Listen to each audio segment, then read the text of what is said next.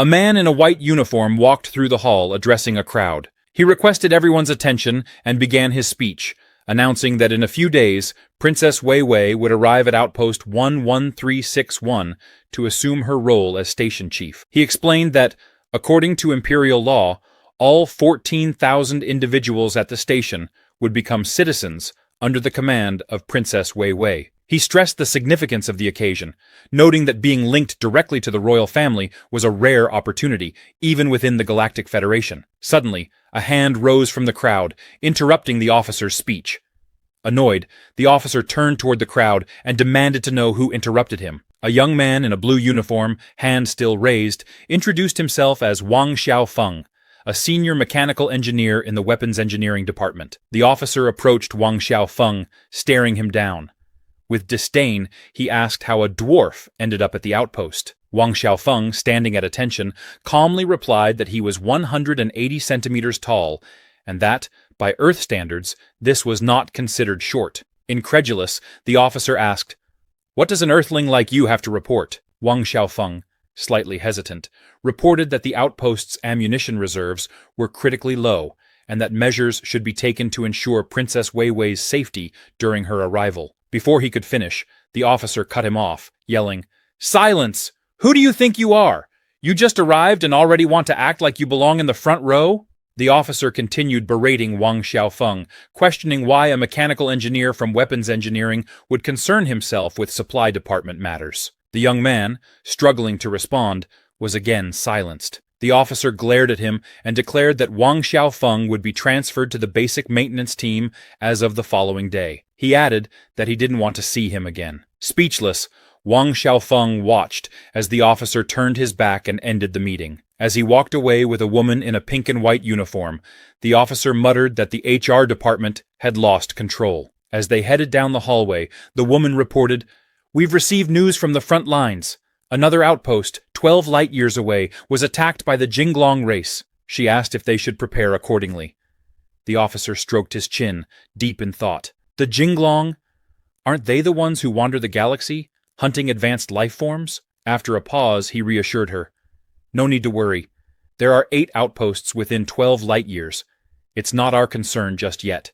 Our priority is ensuring Princess Wei Wei's appointment ceremony goes smoothly." The woman nodded in understanding. The officer then instructed her to keep the information about the attack confidential to avoid causing the princess unnecessary stress. Meanwhile, Wang Xiaofeng, now wearing his basic maintenance uniform, walked down a hallway. Suddenly, he collided with a young man in a blue uniform. The man apologized for not seeing him, making a remark about Wang Xiaofeng's height.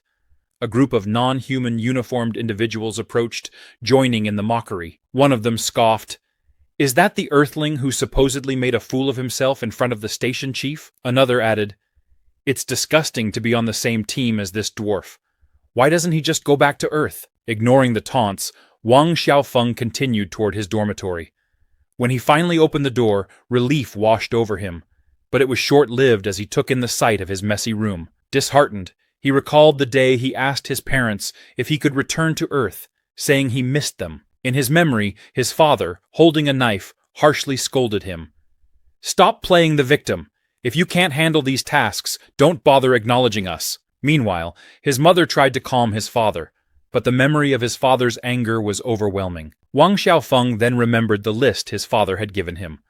A notepad filled with seemingly impossible goals. Get married, have 10 children, make 100 friends, and buy a house of at least 1,000 square meters.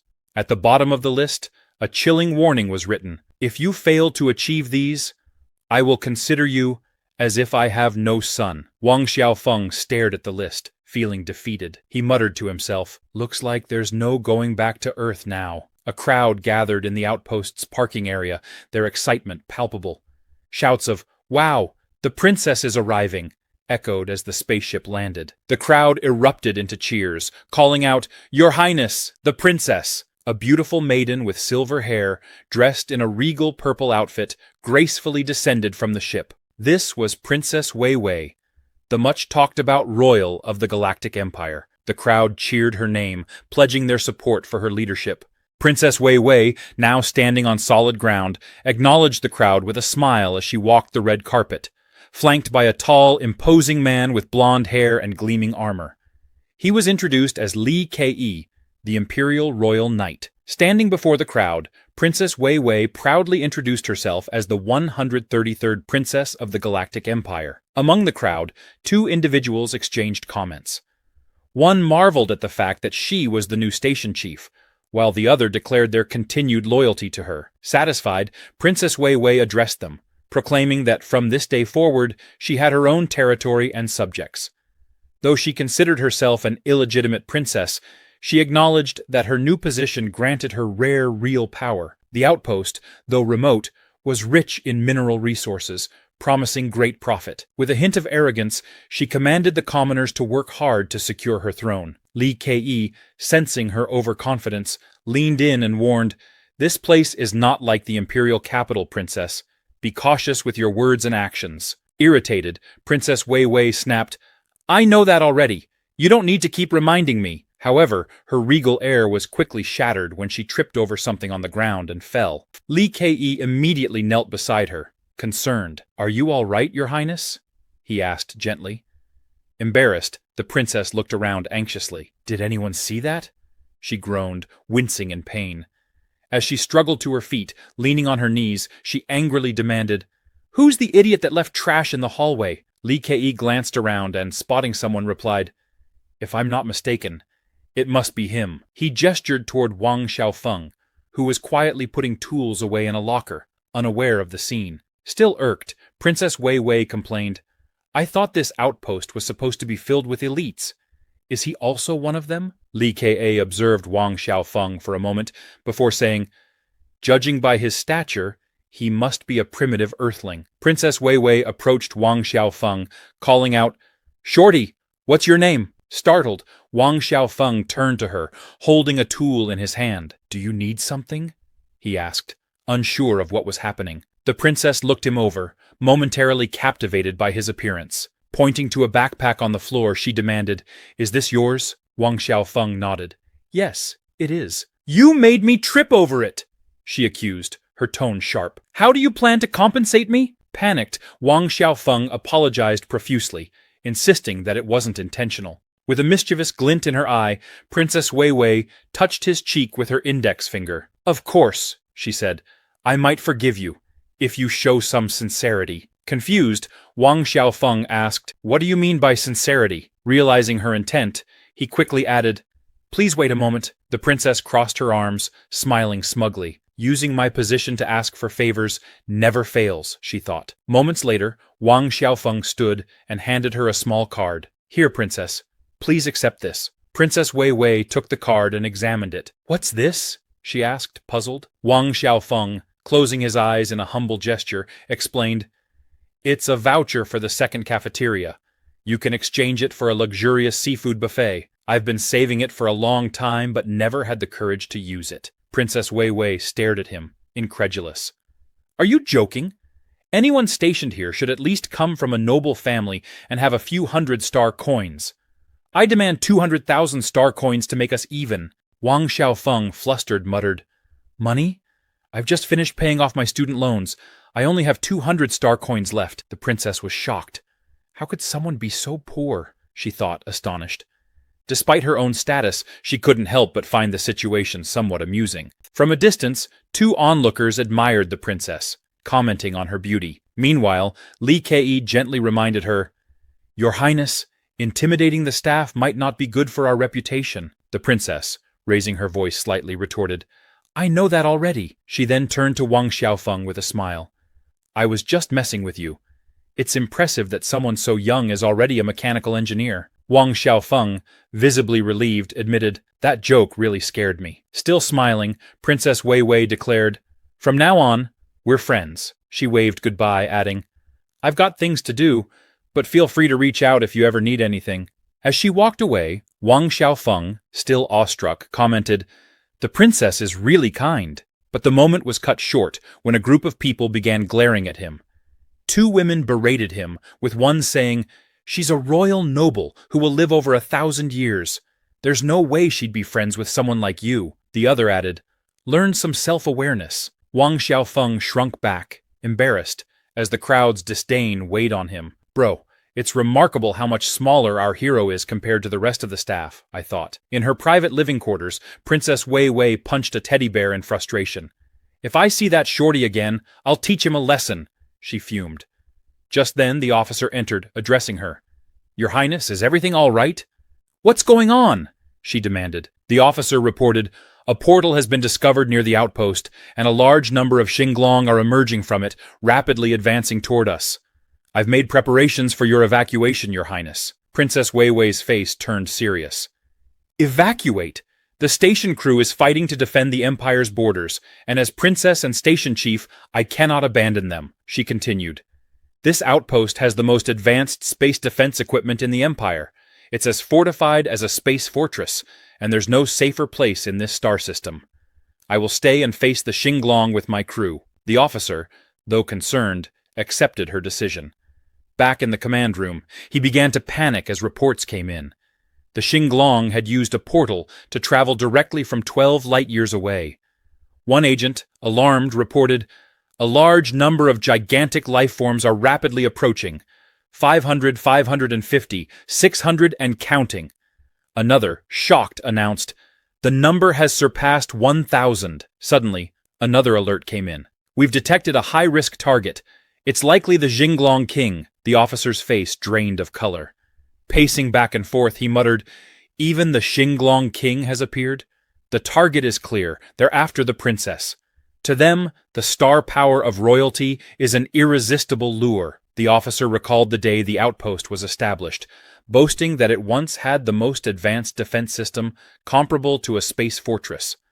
A fleet of heavily armed robots once floated in space, demonstrating the outpost's former might. Back then, they truly had the power to confront the Xinglong. But now, after a century without a single attack, the outpost had decayed. Defense funds had been siphoned off for years, leaving the system little more than a hollow shell. Bitterly, the officer concluded that their defenses were no longer reliable. Urgently, he ordered the activation of the outpost's self-destruct sequence and the immediate evacuation of the crew. Block the princess's signal receiver, he added. One of the men, confused, asked, what about the princess? The officer's response was cold and calculated. She fought bravely until the last moment, protecting the crew during the evacuation, and perished along with the outpost. After all, the Xinglong are after her. I can't be blamed. Cynically, the officer reminded everyone that they had all benefited from the misappropriated funds. If an illegitimate princess dies, I'll be demoted at worst. But if the embezzlement is exposed, we'll all spend the rest of our lives in prison. So choose wisely. One of the agents confirmed the order. The station crew has been notified. Evacuation is underway. Another coldly confirmed. Self-destruct is set to activate in 1 hour. Meanwhile, a horde of Xinglong of various sizes approached the outpost from a nearby star system. At the front of the swarm was their king, standing out with his blue armor adorned with red accents.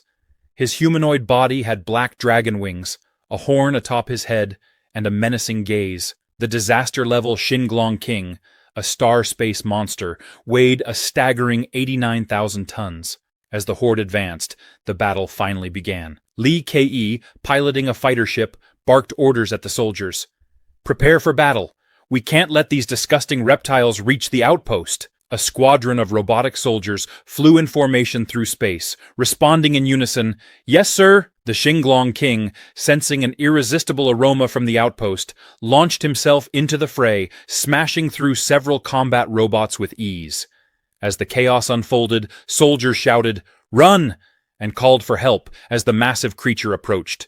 Li Ke, frustrated by the panic around him, shouted, what are you doing just standing there? This is the Xinglong King. Get a line of fire set up now. But one desperate soldier reported, sir, the weapons are out of ammunition.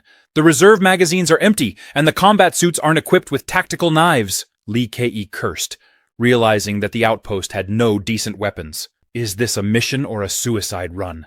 He muttered bitterly. In the back of his mind, he questioned whether the deputy chief had arranged for the princess to evacuate earlier, suspecting that he had known everything from the start. Combat robots clashed with the Xinglong in an uneven battle. One of the robots, panicked, warned, the princess is in danger. Meanwhile, the Xinglong King scoffed at the attacking robots. Space junk, he muttered, searching for the royal he sought. His gaze fixed on the outpost in the distance, and he concluded that the chosen one must be hiding there. Inside the ship, Lee Ke received an alert. A life form with high energy was approaching. "The king is coming!" he cursed, ordering an emergency evacuation. The Xinglong king tore through the outpost, destroying robots in his path. "Get out of my way!" he bellowed. As chaos spread, a message blared through the outpost's communication system, announcing the imminent self-destruct and urging everyone to evacuate in an orderly fashion. Explosions erupted as soldiers ran in panic. Lee Ke guided Princess Wei Wei toward the escape pod, warning her that it was about to launch. But when they looked out the window, they saw their only means of escape already flying away. Shocked, Princess Wei Wei and Lee Ke could only watch as the pod disappeared into the distance. Inside the station, Lee Ke was furious. "That despicable deputy chief! He's leaving us to die alongside the Xinglong!" Princess Wei Wei, panicked, grabbed Lee Ke by the shoulder. "What do we do now? Think of something quickly!" Lee Ke, distraught, lamented. "What can we possibly do at this point?" Suddenly, limping and with his arm in a cast, Wang Xiaofeng appeared. Princess Wei Wei, desperate, asked, "Are we really going to die here?" Wang Xiaofeng, surprised to see her still there, asked, "Princess, why are you still here?" Then, carried on Li Ke's back, Wang Xiaofeng reassured her, "You're lucky you found me. Otherwise you'd be stuck here." The princess, clinging to hope, asked, "Do you have a way to get us out?" Wang Xiaofeng smiled. "Of course. We're friends, right? I'll make sure we get out safely." Relieved, the princess thanked him. Li Ke asked, "How did you get hurt?" Wang Xiaofeng brushed it off. "It's nothing serious. Just a bit of carelessness." He pointed to a section of the outpost. "There's a production area with a few space shuttles that haven't been delivered yet. We can use one to escape." Wang Xiaofeng directed them to put on protective suits and set the coordinates for their destination. The princess, impressed, remarked, "You're surprisingly reliable." Proudly, Wang Xiaofeng replied, "Don't underestimate me. I passed the outpost's rigorous selection process as a senior mechanic." Suited up, Li Ke and Princess Wei Wei watched as Wang Xiaofeng worked at the control panel. Princess Wei Wei pointed out that there were only 2 ships left. Li Ke urged her to board, but the princess hesitated. Li Ke argued, "We're royalty and nobility. Compared to someone from a primitive planet like Earth, we have much longer lifespans. If you feel guilty about leaving Wang Xiaofeng behind, we can always compensate his family later." Just as they were about to board, Wang Xiaofeng, still limping, apologized for the delay and invited them to proceed. But as they reached the shipyard, they found it empty. The ships were gone. Wang Xiaofeng stood there, shocked. Where did everyone go? He wondered aloud, realizing that he had been left behind. He sighed, lamenting, "I'm not that big. They could have made room for me." The outpost's communication system announced the final countdown for the self-destruct sequence. Sitting on the floor, Wang Xiaofeng felt betrayed. "They lied to me," he muttered bitterly. "They said we were friends, and left me behind." Suddenly, he noticed something moving on the ceiling. A message informed him that the self-destruct countdown had reached 5 seconds. A deafening roar echoed through the outpost as Wang Xiaofeng came face to face with a gigantic, monstrous creature emerging from a crack in the ceiling. The information card revealed its disaster level. Cosmic beast, Balong, weight 21,000 tons. In tears, Wang Xiaofeng pleaded, "Please, don't take me away." Meanwhile, the Xinglong king, surveying the destroyed robots, wondered aloud, "Where have they all gone?" In the escape ship, Li Ke and Princess Wei Wei sped away from the chaos. Princess Wei Wei, looking out the window, called out for Wang Xiaofeng, her voice filled with regret. From a distance, the officer observed the outpost, satisfied. Everything went according to plan, he thought. Back inside the outpost, Wang Xiaofeng, panicking, tried to crawl away from the monstrous Balong. As the creature opened its enormous mouth, a blinding light engulfed the space. The escape pod, carrying Li Ke and Princess Wei Wei, emerged from a space portal, leaving the destruction behind. Wang Xiaofeng falls, submerged in liquid, disoriented and wondering if he is dead. Floating in a dark, vast space, he contemplates whether this is the light of paradise. But then, confusion strikes. He sees 2 lights. Why are there 2? He wonders. He's never heard of there being choices in paradise. Despite his doubts, he convinces himself that choosing the brighter light should be safe. Passing through it, Wang Xiaofeng finds himself in total darkness. Disoriented, he asks aloud if anyone is there. Feeling the top of his surroundings, he notices it's soft. He figures he can open it, and after a moment of effort, he finds light. Celebrating his small victory, he soon realizes that he's in a strange place, with a honeycomb-patterned ceiling overhead. Where am I? He wonders. It's then that he notices his new body, an insect-like form. Staring at his 6 legs and 2 pairs of hands, Wang Xiaofeng is dumbfounded. Why do I have antennae? And wings? Am I a bee? His realization leaves him even more bewildered. Now, with the body of a humanoid bee, Wang Xiaofeng wanders through a lush field, marveling at the novelty of his form. He wonders if he should go search for nectar, jokingly buzzing and calling himself a hard-working little bee. He eventually finds himself on a cliff, gazing at floating islands and a brilliant blue sky. "Wow," he exclaims, mesmerized by the stunning landscape. Touching the soil with his front legs, Wang Xiaofeng remarks on how fertile and pure the land is, untouched by pollution. His thoughts drift back to Earth, his home planet, a place blanketed in a deep purple haze, with radioactive seas and terrifying mutant creatures. Earth's atmosphere is so toxic that the average life expectancy is a mere 40 years. He wonders wistfully what Earth might be like if it were as pristine as this place. Meanwhile, 3 brightly colored bees observe Wang Xiaofeng from a distance. One of them remarks that he looks like a newly emerged drone bee. As they approach, Wang Xiaofeng, confused, asks what they intend to do. One bee confirms he really is a drone bee. The humanoid bees seem fascinated by him. One of them comments, "It's the first time I've seen such a small drone." Another suggests that he must be the first drone born to the queen. A third bee excitedly exclaims, "He's so cute!" Wang Xiaofeng, flustered by their attention, asks, "Are you talking about me?" The bees curiously approach him. One asks his name, while another, intrigued, requests permission to touch him. Awkwardly, Wang Xiaofeng introduces himself. "I'm Wang Xiaofeng." He smiles, thinking to himself how popular he has become. Cheeks flushed, he allows them to touch him, saying, "It's okay if it's just a touch." However, the situation quickly escalates. One bee squeezes his cheek, marveling at how soft his skin is. Before he knows it, a whole group of humanoid bees piles on top of him, causing Wang Xiaofeng to cry out for help. A voice interrupts the chaos.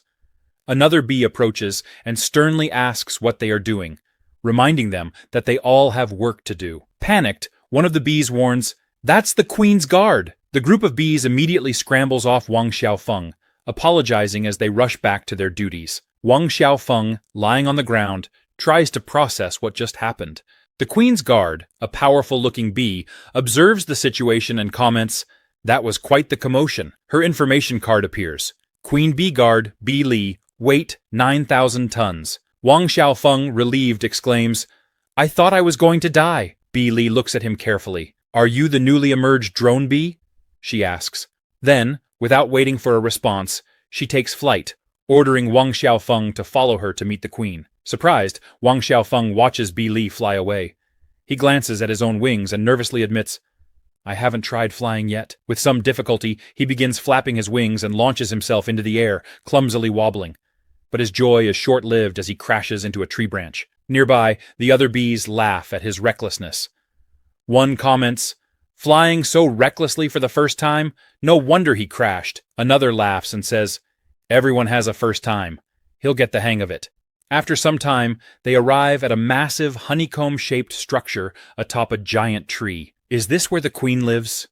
Wang Xiaofeng asks, eyeing the structure with suspicion. Something feels off to him. At the entrance, a group of humanoid bees armed with spears stands guard. One of them addresses Bee Li, calling her captain, and asks if she shouldn't be resting today. Bee Li, with Wang Xiaofeng in tow, explains that the new drone bee has emerged and that she's taking him to see the queen. Wang Xiaofeng shyly greets the guards as they are allowed to pass. Walking through the corridors of the structure, Wang Xiaofeng feels uncomfortable as many humanoid bees stare at him. Surrounded by worker bees, he wonders aloud why they are all female and asks where the other drones are. One bee responds, "You didn't know?" Another explains, There are over 3,000 bees in this hive, but you're the only drone. Wang Xiaofeng, shocked, thinks, over 3,000 female worker bees.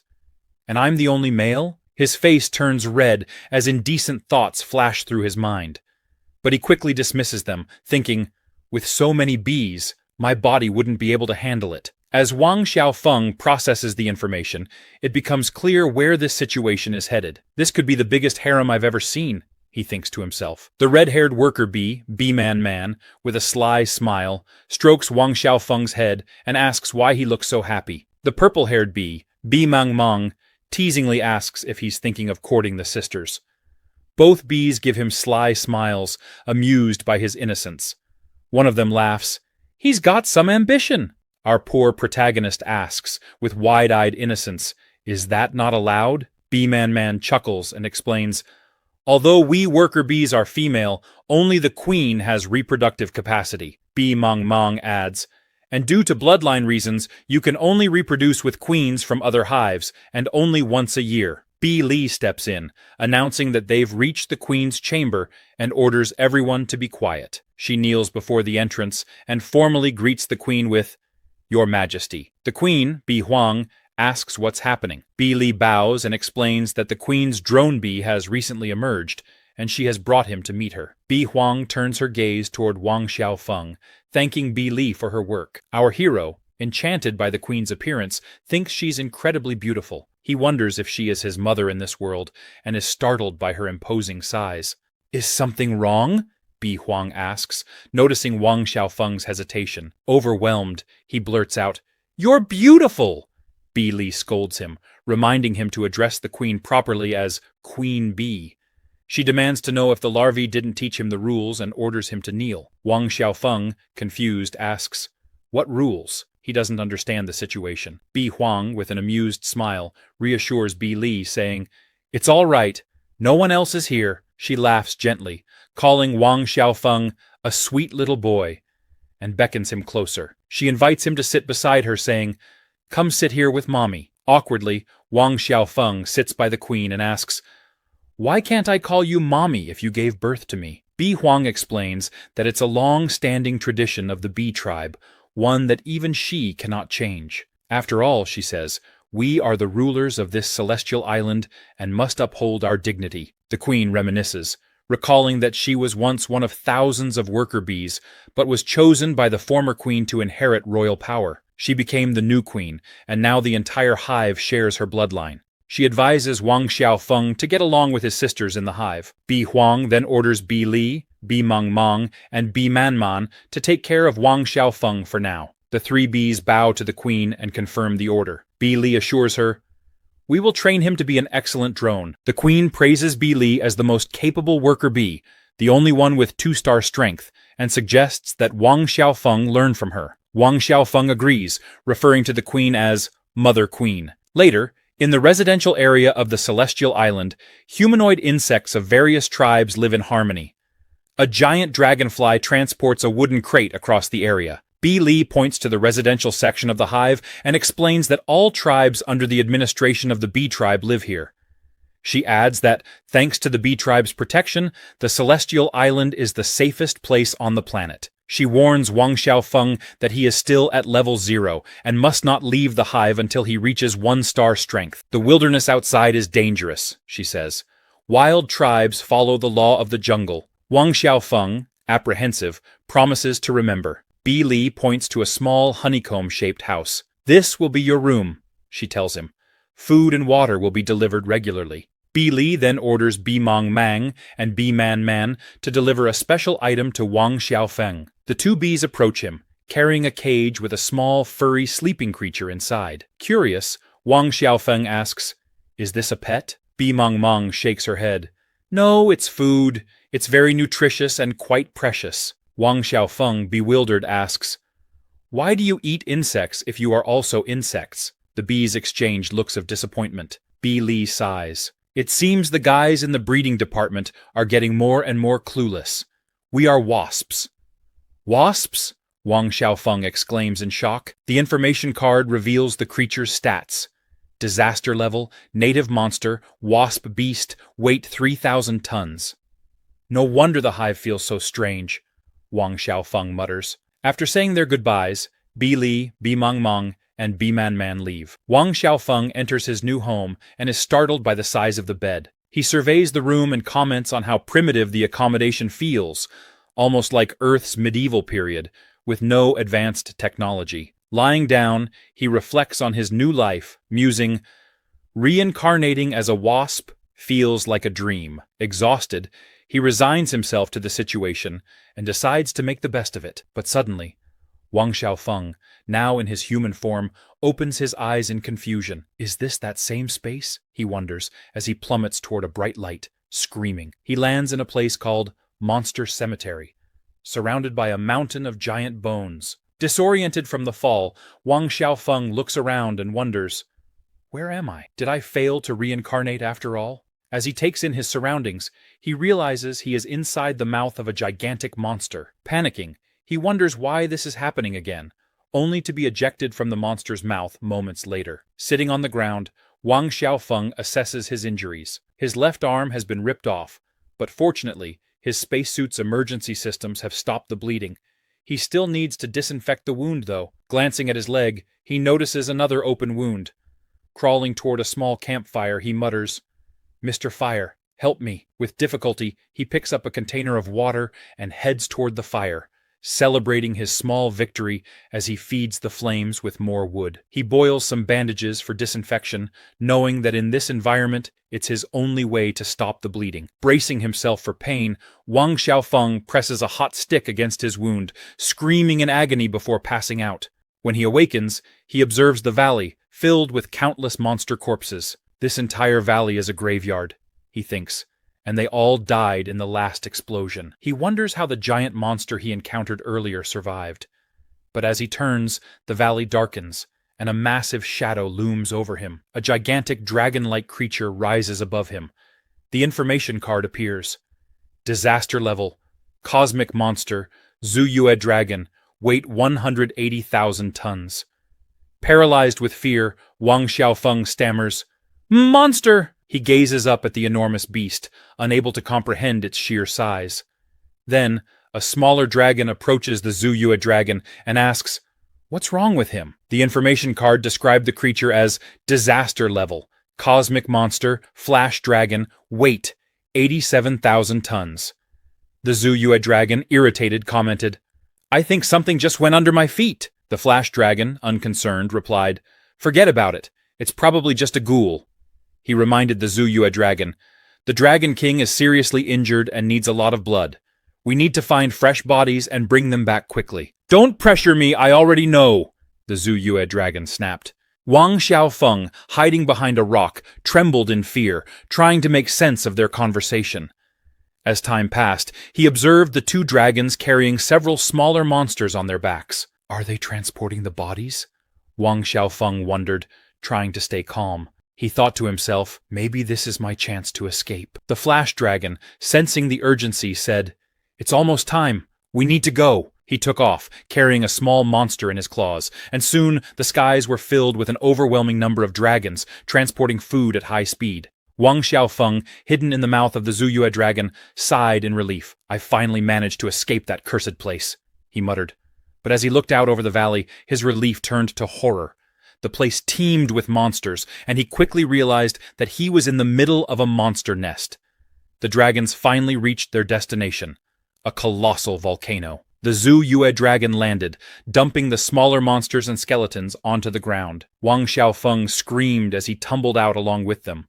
One dragon asked another, "Has old Shi gathered all the ingredients for the Dragon King's meal?" A turtle-like dragon approached, squinting as he examined the ingredients. "My vision's not what it used to be," he grumbled. "I've been waiting for fresh ingredients for ages." Wang Xiaofeng, hiding among the other creatures, panicked as he tried to figure out what to do. But then, the turtle dragon excitedly spotted him, or so Wang Xiaofeng thought. The turtle dragon grinned, delighted with his find. "This fresh ingredient is perfect," he said, heading toward the cauldron. Wang Xiaofeng nearly had a heart attack, but to his surprise, the turtle dragon wasn't aiming for him. It was after the dinosaur he was hiding behind. Wang Xiaofeng let out a sigh of relief as the turtle dragon took the dinosaur instead. This old guy must have terrible eyesight, Wang Xiaofeng thought as he took the opportunity to run. The turtle dragon, now preparing the ingredients for the Dragon King's meal, said, "With these ingredients, the meal should be ready after boiling for a few more minutes." Wang Xiaofeng hid behind the leg of another creature, feeling safer for the moment. But his relief was short-lived. The smaller monsters nearby spotted him. One pointed in surprise. "A human!" it exclaimed. The others stared at Wang Xiaofeng, confused and curious. "What's a human doing here?" one asked. Another commented, "He looks delicious." A blue-horned monster holding a cup was startled. "Why is there a human here?" it demanded. The creatures quickly grew hostile. "Catch him!" one of the monsters ordered. "Don't let him escape!" Panic set in as Wang Xiaofeng ran for his life. When will this nightmare end?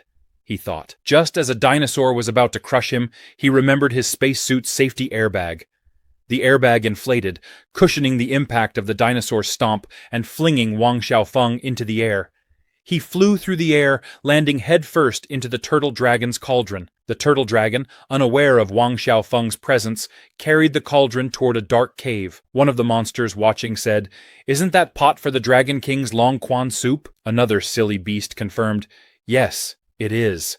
The blue monster tried to intervene, calling out to the turtle dragon to stop. But before they could do anything, a massive dragon stepped in front of them, radiating fury. "You dare to rebel in the Dragon King's palace?" it bellowed. The information card appeared.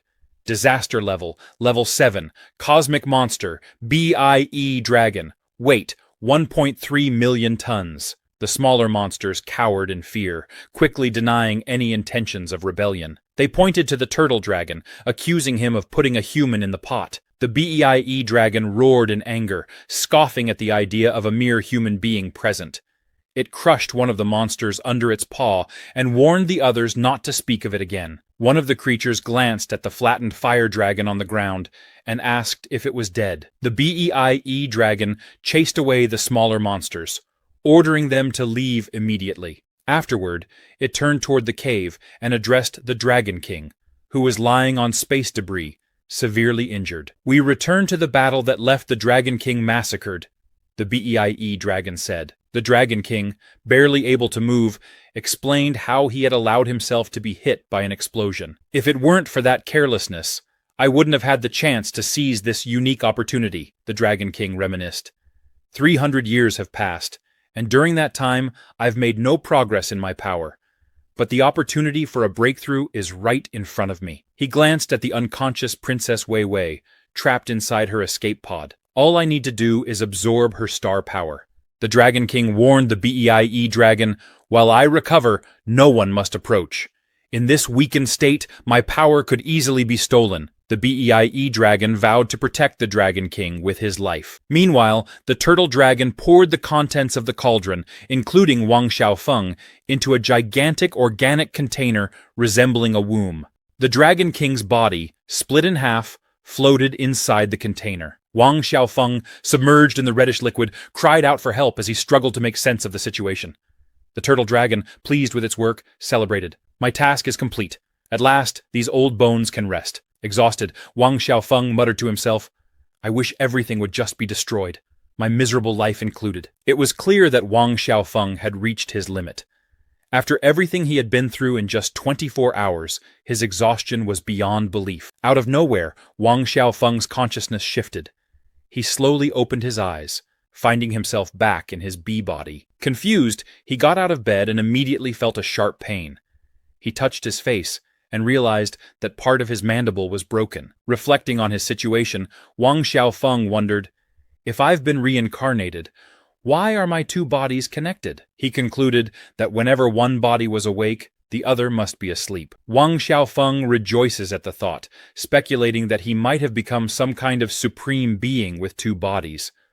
"Wow," he thinks, "I didn't see that coming." But soon after, his face falls as he laments the condition of his human body, covered in wounds and possibly dead by now. Then, relieved, Wang Xiaofeng celebrates the fact that he's just an earthling, and for the moment, everything seems fine. He smiles to himself, rejoicing in the thought that he now holds a noble position surrounded by beauties, and declares that this is where he truly belongs. But just as he begins to settle in, his stomach growls loudly. He remembers he hasn't eaten since entering his new wasp body. He glances over at the gift the bees gave him, the insect in the cage, and wonders if the wasp inside is really edible. Oh no. Look at that psychopathic grin on his face, you might think. How terrifying. Wang Xiaofeng grabs the food in his hand, but just as he's about to dig in, the little moth inside the cage begs him not to eat her. Surprised that the moth can talk, Wang Xiaofeng decides to follow local customs and try a small bite. He sinks his teeth into the creature, immediately making a face. Does it taste like raw shrimp? He wonders, as the little moth cries out, "I'm dying!" But don't worry, our hero isn't that cruel. Wang Xiaofeng spits it out, complaining about the horrible taste. The moth, in shock, asks what happened. She starts crying, lamenting her fate. How cruel life is, that she's not only going to die, but also be called disgusting before she even gets eaten. Annoyed by the moth's constant whining, Wang Xiaofeng sighs. "Enough already. It's too noisy. I won't eat you, okay?" He holds her and ushers her out the door. "Go cry somewhere else," he says, shutting the door behind her. Relieved, the moth celebrates her freedom. But, as is often the case, a poor man's joy is short-lived. 2 bees fly overhead and spot her. One of them points and says, "Look, there's a plump moth in front of that house." The moth, hearing this, panics. She knocks frantically on Wang Xiaofeng's door, calling him Big Brother and begging him to let her back in. Wang Xiaofeng opens the door and asks, "Why are you back?" Grabbing his leg, the moth pleads, "I'm a good person. Please take me in." Wang Xiaofeng, reluctant, explains that he's hungry and needs to eat first. But in the end, he lets her back inside, curious why she ran so far. The moth nervously suggests, "Lord Wasp, if you don't like to eat meat, why not try a pollen cake?" Wang Xiaofeng is intrigued and asks if she has any. The moth nods, explaining that her little sister makes excellent pollen cakes. Now, outside the residential area, Wang Xiaofeng, still hungry, asks if they can't just fly to her house. The moth warns against it, saying that flying could draw the attention of the queen's guards. She then points to a strange flower and says it's called the Twilight Flower. Excitedly, she offers a petal to Wang Xiaofeng, saying that while it's a long walk to her house, the flower can help curb his hunger. Wang Xiaofeng eats the petal and remarks that it's sweet. Not bad at all. Feeling better, he thanks the moth, and they continue on their way. As they approach a hole in a tree, the moth explains, "This is where my sister can cook for you, Lord Wasp." Wang Xiaofeng asks if she gets along with her sister. The moth smiles and replies, "She's my most precious treasure." But as they arrive, the scene turns grim. A large, demonic-looking wasp is beating up a smaller insect who begs for her little brother to be returned. The wasp punches the poor thing, sending her flying. The info card reveals disaster level, mud monster, weight 7,800 tons. The evil wasp coldly declares, "It's too late. By now your little brother is probably already in some lord's belly." Wang Xiaofeng is shocked by the wasp's cruelty. The moth rushes to her sister, worried. "Are you hurt?" she asks.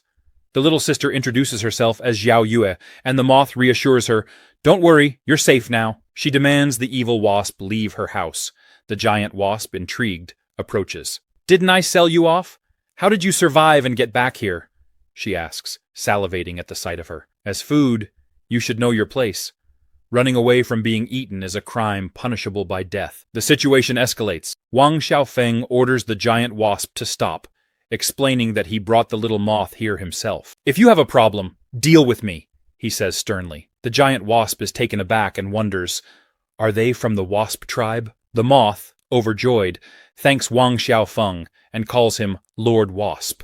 Our hero, trying to stay humble, tells her, "Just call me Xiaofeng." The giant wasp, now kneeling before him, apologizes profusely, saying she didn't know they were friends of his. Wang Xiaofeng, confused by the sudden shift in behavior, asks why the wasp knelt.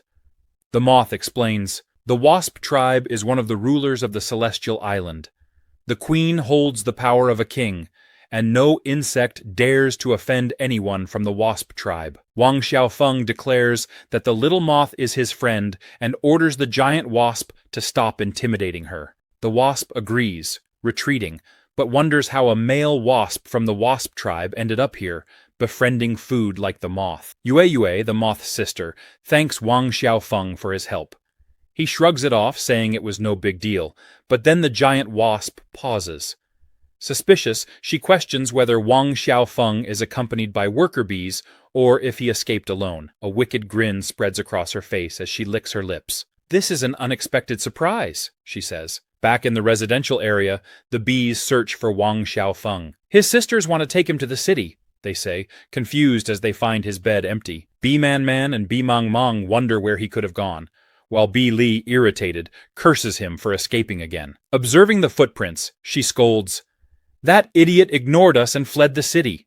Meanwhile, Wang Xiaofeng is enjoying a meal. He praises the pollen cakes, saying, "Each one has its own unique fragrance. The food here is really good." Yue, touched by his praise, blushes. But when Wang Xiaofeng jokingly comments that the meal could use some meat, the moths freeze in horror. Yue panics, offering to cut her own flesh to repay Wang Xiaofeng's kindness. Startled, Wang Xiaofeng leaps up and grabs the spear from her hands, apologizing for the misunderstanding. He reassures her, "You're my friend. I don't want you to get hurt because of me." The little moth, who had never experienced kindness before, looks up at him, teary-eyed. "Friends?" she asks. Wang Xiaofeng grins and replies, "Yes, we're friends."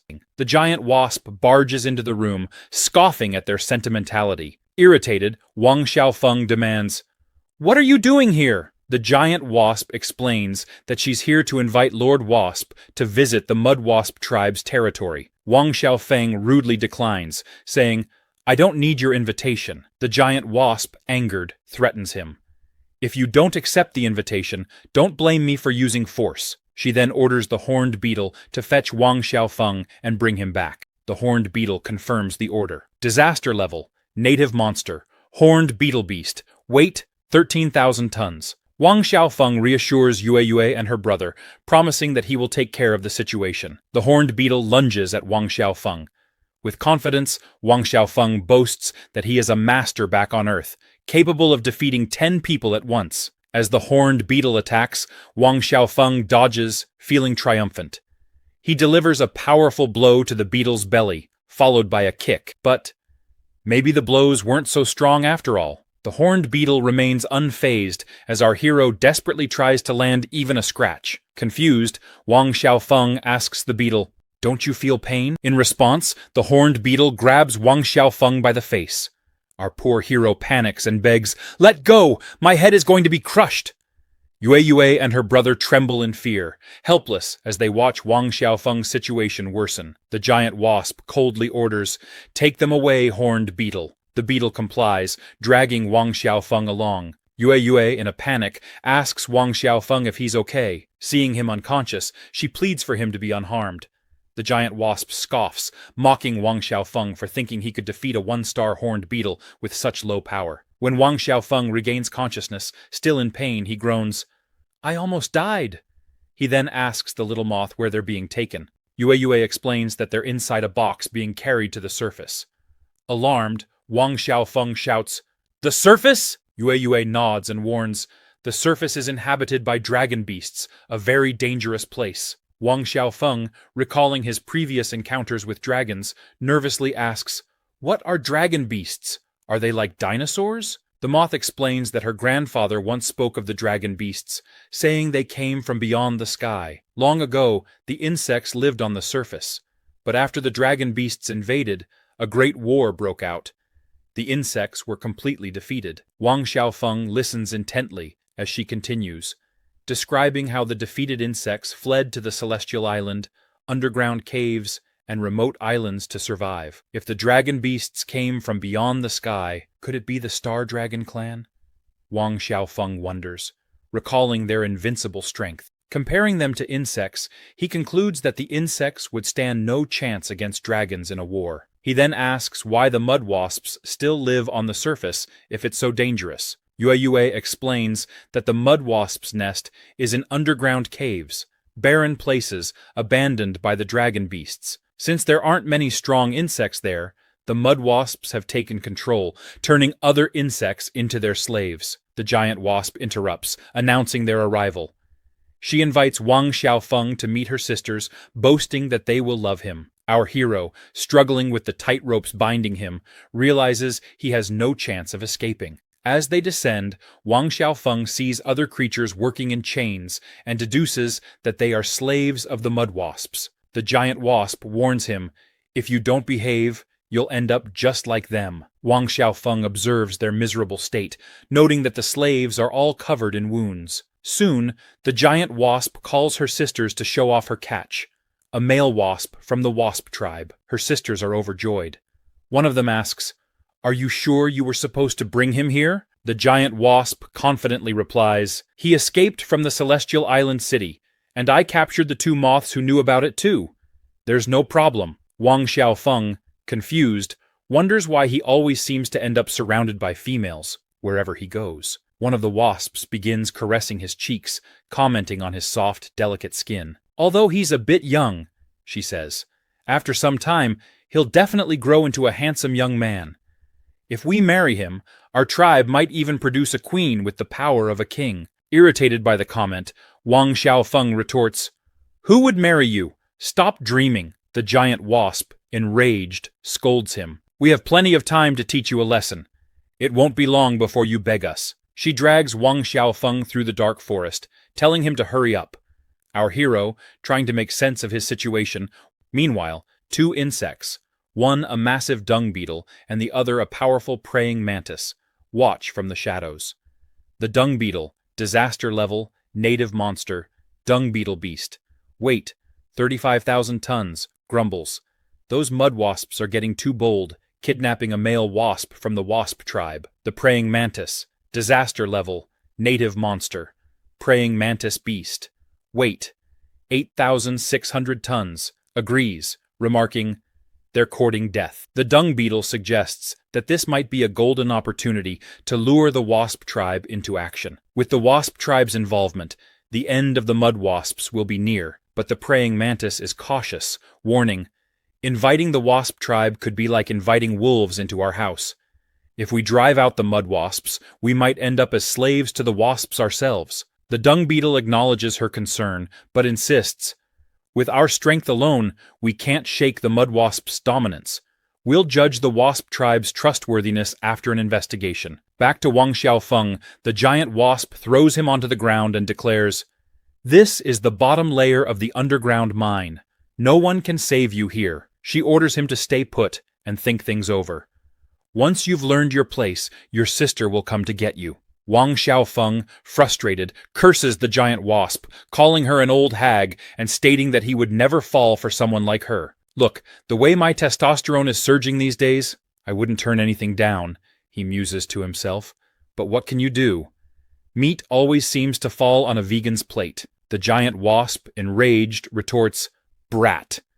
She then challenges Wang Xiaofeng. "Let's see how long you can keep up that act." Our little bee, defiant, declares, "I'd rather die than surrender." Suddenly, Yue and the little moth rush toward them, screaming for Wang Xiaofeng. He asks if they are locked up too. Nearby critters notice their presence, murmuring in surprise. One creature remarks, "Is that a wasp?" The Heracross nods, confirming, "It really is a wasp. It's rare to see one here." Wang Xiaofeng turns to the little moth and asks, "Who are these creatures?" The moth explains, "They're all residents of the underground mine." She waves her arms with a smile, introducing them as her friends.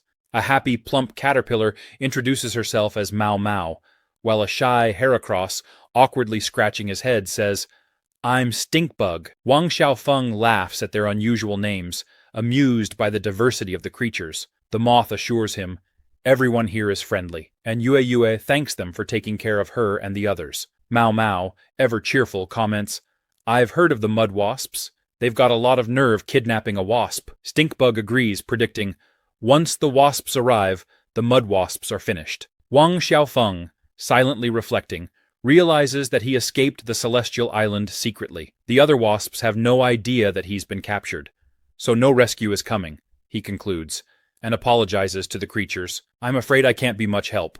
Mao Mao gently reassures him. Don't worry. We've all been trapped here for so long, we're just venting. Don't take what we say too seriously. Just then, the leader of the insect prisoners, the dung beetle, arrives. He confidently declares that it may not be impossible to lure the Wasp clan's army here. The surrounding creatures gasp in surprise at his presence.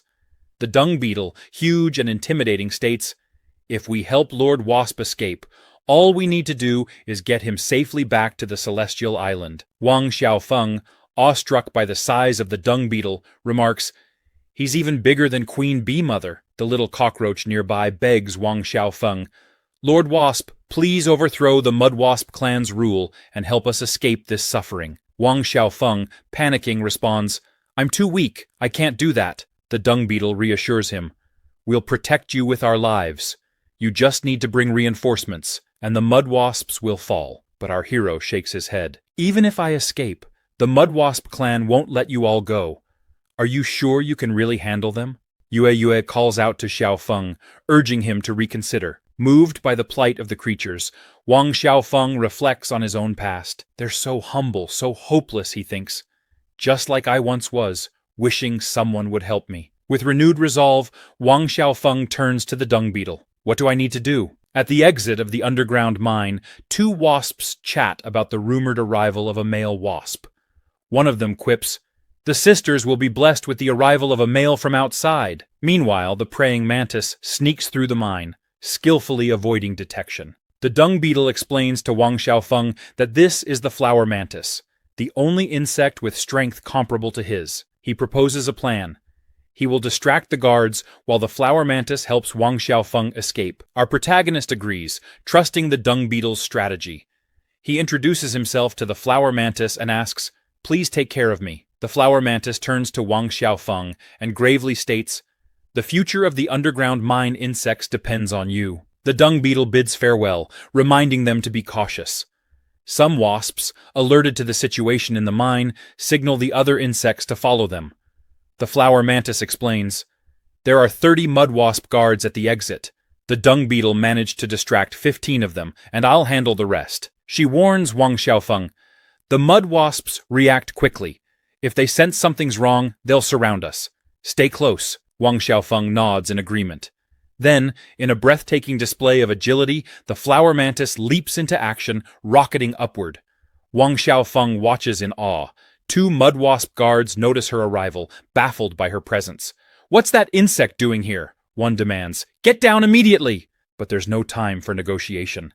The flower mantis strikes with incredible speed, her graceful movements overwhelming the guards. One mud wasp, struggling to keep up, cries out, "What's going on?" The remaining guards, sensing something wrong, shout to the others, "Someone's trying to escape!" But before they can act, the flower mantis unleashes a flurry of devastating blows, cutting down each guard with precision. The fallen wasps whisper in disbelief, "She's too fast!"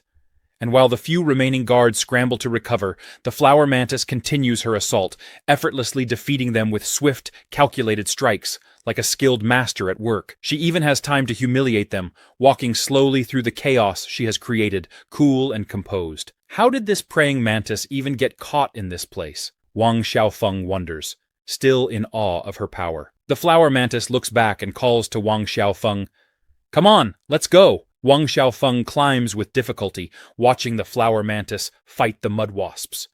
Amazed by her strength, he asks, "Why aren't you moving?" She glances around, counting the defeated guards, and mutters, "I'm missing one." One of the remaining wasps, feeling a sudden stomachache, stumbles upon her fellow guards lying on the ground. She wonders what happened. Sometimes it's good to take care of business while chaos unfolds around you, huh? Panicking, the wasp rushes to the alarm bell and rings it, screaming that it's an enemy attack. The flower mantis and Wang Xiaofeng watch as the alarm blares throughout the mine. The mantis sighs, "What a shame." Meanwhile, a mud wasp enters the mine, asking what's happening and why there's suddenly a fire.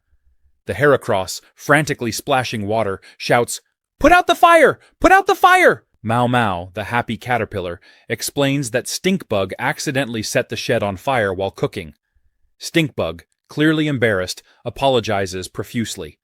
The mud wasp curses him and threatens, "If it happens again, I'll kill you." She orders everyone to leave, but Mau Mau, desperate, pleads with Stinkbug to think of a way to stall the guards a little longer. Heracross throws himself to the ground, grabbing the mud wasp's leg. He tells her that all the grain meant for the year's taxes burned in the fire and begs her to help them. The mud wasp, disgusted by his smell, threatens him again, warning that if he can't pay the taxes, he'll be food for the mud wasp larvae. But before the situation can escalate further, the sound of the alarm bell causes the mud wasps to freeze. One of them, looking alarmed, shouts that there's a situation at the underground exit and orders everyone to return. Mau Mau tries to call them back, but Heracross, heartbroken, asks how they can be so cruel. Mau Mau apologizes to the dung beetle, saying they couldn't stop the mud wasps from leaving. The dung beetle reassures her, "Don't worry, the bell is the ultimate alert signal. They wouldn't dare stay here." Stinkbug, confused, asks, "What does the ultimate alert signal mean?" The dung beetle sighs and says grimly, "If nothing unexpected happens, it means Lord Wasp and the flower mantis have already been discovered." Stinkbug, disheartened, laments, "I can't believe it happened." The dung beetle apologizes to the others, saying the secret escape plan failed. "Now, it looks like the flower mantis and I will have to face the mud wasps head on." Mau Mau, worried, reminds him that there are only 2 of them, while the mud wasps have at least 100 members, along with their insect allies. The dung beetle, determined, stands tall and says, "This is a once-in-a-lifetime opportunity, not just for Lord Wasp, who has earned my trust, but for our future generations, so they'll never be enslaved." Our hero, inspired, declares, "Even if it costs me my life, I will not hesitate." What a man! What a hero! The moth interrupts, calling for the dung beetle to wait. He asks, "What is it?" The little moth, full of conviction, pleads to join them. "Wang Xiaofeng is my friend too. I want to help." The dung beetle hesitates, thanking her for her loyalty, but cautioning her that without star power, she wouldn't be of much help. Mau Mau tries to stop the moth, explaining that the dung beetle and the flower mantis are stellar insect warriors, capable of controlling star power. Stinkbug agrees, adding, "As much as it frustrates us, we'd only cause trouble for them if we went." The little moth, on the verge of tears, admits, "I know I'm weak, a mere insect at the bottom of the food chain. I was even sent to the wasp clan as food because I couldn't pay taxes." Her voice cracks as she continues, "But Wang Xiaofeng never looked down on me because of my position. Despite being a noble wasp, he was willing to be friends with someone like me, someone who was destined to be food, and now he's risking his life to help us." She turns to the dung beetle, her eyes full of determination. "Should I just stand by and watch my friend die for me because I'm weak?" Mau Mau, deeply moved, praises the moth for her words. Heracross, emboldened, declares, "Wang Xiaofeng is risking his life for us. We can't just sit here and do nothing." Mau Mau and Stinkbug agree, shouting, "We'll go too. We'll do whatever little we can." The rest of the insect slaves, inspired by the moth's courage, cheer up. One creature shouts, "The mud wasps aren't that scary. I'm going too." Another creature adds, "Let's show those despicable mud wasps what the lower class can do." The dung beetle, taken aback by the sudden surge of unity, turns to the little moth, addressing her warmly. "You, little moth, are a brave warrior." Touched, the moth takes his hand. What a beautiful scene. Absolute cinema. Meanwhile, a horde of mud wasps marches through the underground mine. One of the wasps orders the others to search for Wang Xiaofeng and the flower mantis. The flower mantis, hanging from the ceiling, cradles Wang Xiaofeng in her arms. And, well, let's just say, our hero is at peak testosterone. "Flower, sister flower," he mutters, dazed, as the flower mantis presses him to her chest, whispering for him to be quiet. Once they land on the ground, she warns, "Reinforcements are coming. We need to hurry." She asks if Wang Xiaofeng is okay. Still dizzy, he nods. "I'm fine." The flower mantis reassures him. "We're almost at the end of the passage. Once we get through, we'll be safe." They sprint toward the mine exit, but it's never that easy, is it? The giant wasp appears at the exit, blocking their way. "Where are you going in such a hurry, little wasp?" she sneers. "And you even brought along a stinky moth with star power." As if things couldn't get worse, an overwhelming number of wasps gather in front of them. The giant wasp continues, "From the moment the alarm rang, I knew that those filthy insects underground were up to something." She taunts the flower mantis. helping the little wasp escape, luring the wasp clan here to deal with us, using one enemy to defeat another. Quite clever. Was it that traitorous dung beetle who came up with the idea? The flower mantis, standing tall, defends the dung beetle. He's no traitor! The giant wasp, enraged, curses the flower mantis, telling her to shut up. The mantis, resolute, orders Wang Xiaofeng to step back. I'll handle them, she says. Wang Xiaofeng, concerned, tells her to be careful. As the flower mantis prepares for combat, facing a not-so-fair fight, our hero slips away behind her. The flower mantis unleashes a flurry of attacks, slicing through the air with her blades, stomping and kicking the surrounding wasps. Her strikes are fluid, precise, and deadly. But then the enemy's tank arrives, the massive horned beetle. It charges at her with a powerful dash, ignoring the blows she lands on its hard shell. Startled that her attacks have no effect, the flower mantis mutters, "What is this thing made of?" Before she can react, the horned beetle catches up and lands a crushing blow. She cries out in pain, her body jolting under the force of the strike. Gritting her teeth, the flower mantis forces herself back into a fighting stance, but it's clear she's losing strength. The horned beetle swings again, missing her by inches as she dodges. Frustrated, the beetle slams its fist into the ground, causing the earth to crack beneath them. The impact momentarily stuns her, causing her to jump back, exactly what the beetle was waiting for. In one swift motion, the horned beetle grabs her by the leg and slams her to the ground with devastating force. "Run, Xiaofeng!" she cries out, her voice weak and full of desperation as she is trampled under the beetle's relentless assault. Wang Xiaofeng, trembling with fear, watches in horror. "Sister Flower, are you okay?" he shouts, knowing full well that she isn't. He hesitates, but then, spinning his arms in a poor attempt to look brave, he challenges the horned beetle to a fight. "Come on, you overgrown bug! Let's fight to the death!" he yells, though his voice cracks with fear. The giant wasp, observing the scene with amusement, remarks, "So, this star insect created by that dung beetle has some skill after all. But too bad for her, she's up against a horned beetle about to break through to the second star." As she speaks, the giant wasp draws her enormous stinger, aiming it at the flower mantis. She steps closer, raising her stinger to the mantis's neck. "You've cost me several sisters just to capture you," she sneers. But now, it's over. The wasps gather around, ready to take the defeated flower mantis away. "Take her to the nursery," the giant wasp orders, her voice cold and calculating. "Let the larvae feast on fresh star-powered meat. They'll grow stronger thanks to her." The surrounding wasps nod, eager to obey. Meanwhile, the horned beetle turns toward Wang Xiaofeng, its massive shadow looming over him. "What about this one?" it growls. The giant wasp, not even bothering to glance at him, replies, "Cage him. Keep him under strict watch until mating is done. Then dispose of him. I don't want him causing any more trouble." Wang Xiaofeng, devastated, realizes the gravity of the situation. Even though I'm a noble species, he thinks, I'm still just a pawn in their game. Tears well up in his eyes as he sobs, "I'm not cut out to be a hero." Just then, one of the wasp guards rushes up, panic etched on her face. "Something's wrong!" she exclaims, her voice trembling. The giant wasp, visibly irritated, snaps, "What's got you so rattled?" The guard stammers, "The peasants. The ones from the underground mine. They've revolted. They've broken through the passage and are heading this way." The giant wasp's eyes narrow in anger. "That low-class trash? Who's leading them?" she demands. The guard hesitates before answering, "It's the dung beetle, the traitor." As if on cue, the dung beetle and his makeshift army of insects appear, charging through the entrance with a powerful attack.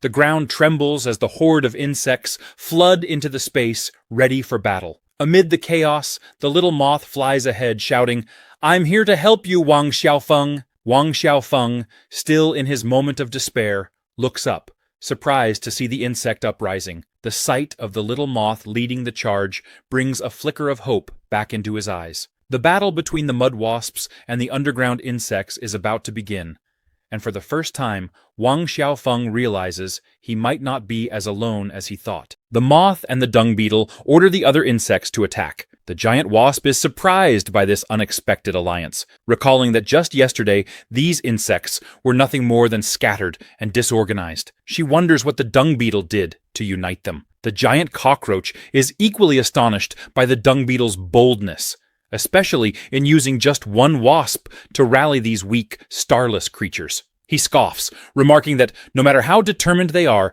trash remains trash. The giant wasp sneers, declaring that resisting the mud wasp lord will be the greatest mistake of their lives. As the dung beetle and the others advance, she remains convinced it's the worst decision they could make.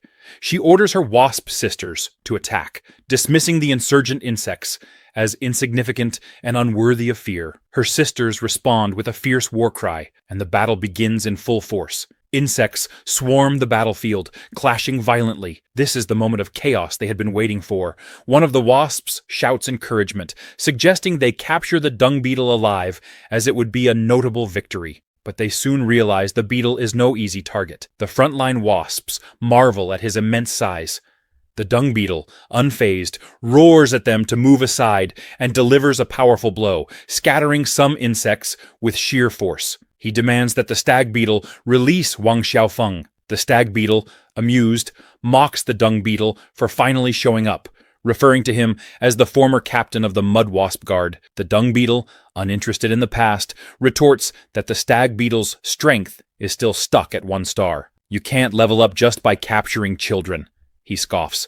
The stag beetle, laughing, remarks that he's finally angered the dung beetle enough to provoke him into battle. Releasing their captured worker bee, he taunts the dung beetle, boasting that he will prove once again that he's the strongest in the underground mine. The dung beetle, concerned for Wang Xiaofeng, yells at him to flee. Terrified, Wang Xiaofeng thanks the dung beetle and runs for his life. Meanwhile, our hero, seizing the opportunity, urges his mantis sister to escape as well. But as he approaches, he realizes she is seriously injured. With a heavy heart, the flower mantis tells Wang Xiaofeng that this is the end for her. Shocked, Wang Xiaofeng protests, but she insists that she can't go on. "Move forward," she urges him, lamenting her inability to protect them as she had promised. Her body is paralyzed, leaving her helpless.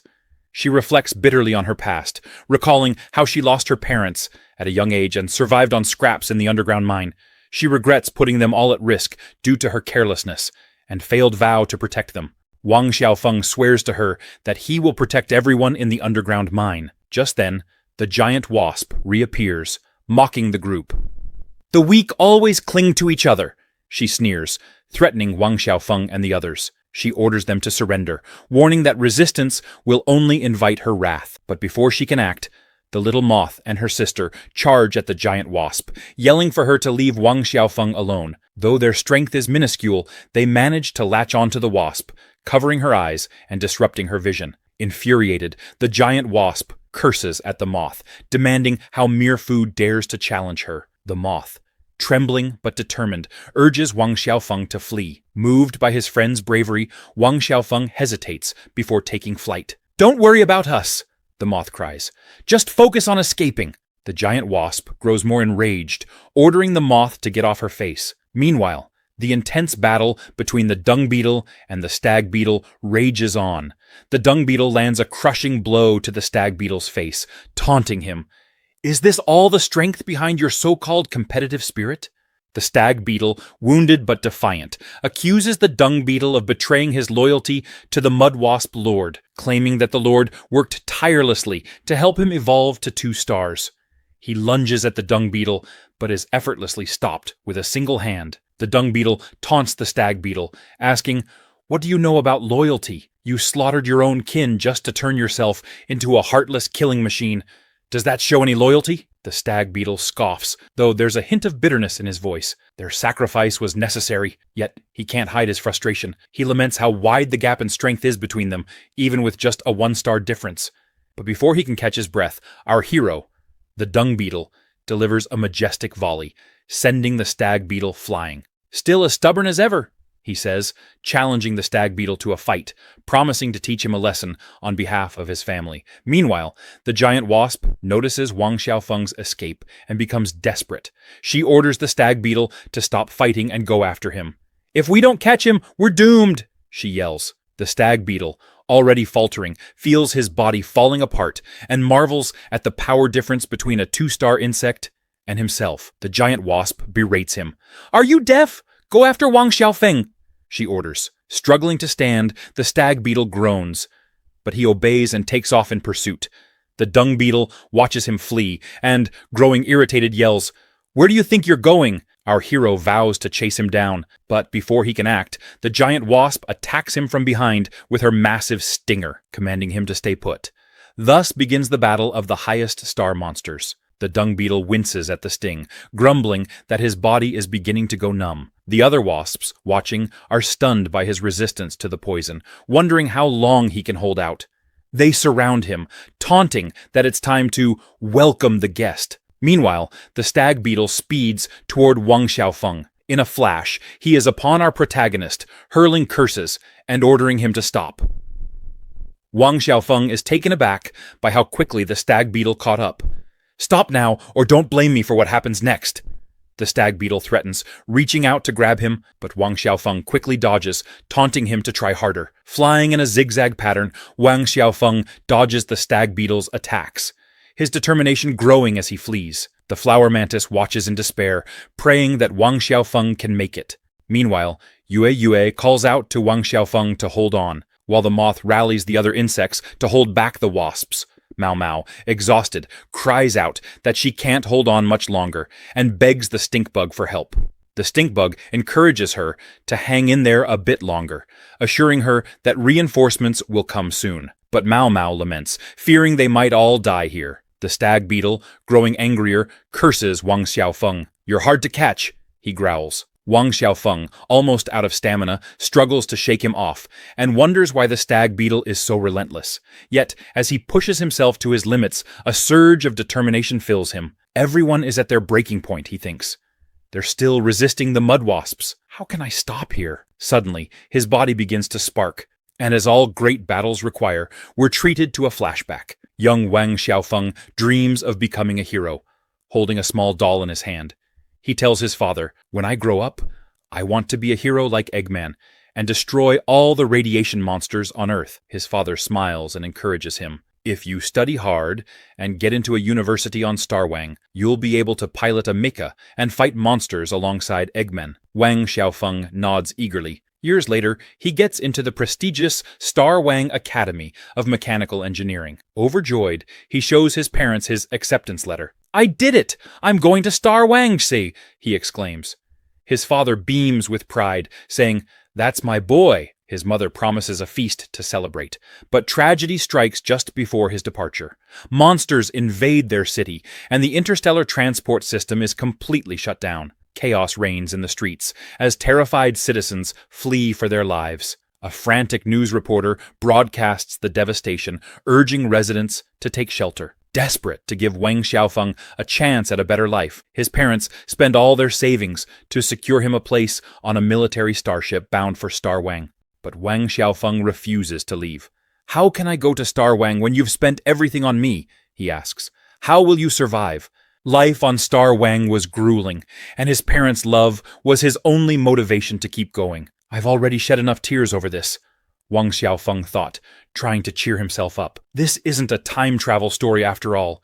There will be a day when I reunite with my parents." With tears in his eyes, he swears to himself that he hasn't yet repaid his parents, wondering how he could possibly fall now. But just as he resolves to keep going, the stag beetle appears at lightning speed, preparing to land the strongest punch of his life. Wang Xiaofeng braces himself, thinking that he won't be able to walk after this one. The stag beetle's blows continue, sending him crashing down, and for a moment it seems like it's all over. However, Wang Xiaofeng staggers to his feet. The stag beetle, still pursuing him, taunts him, saying, "You can't resist anymore. Your defeat is inevitable.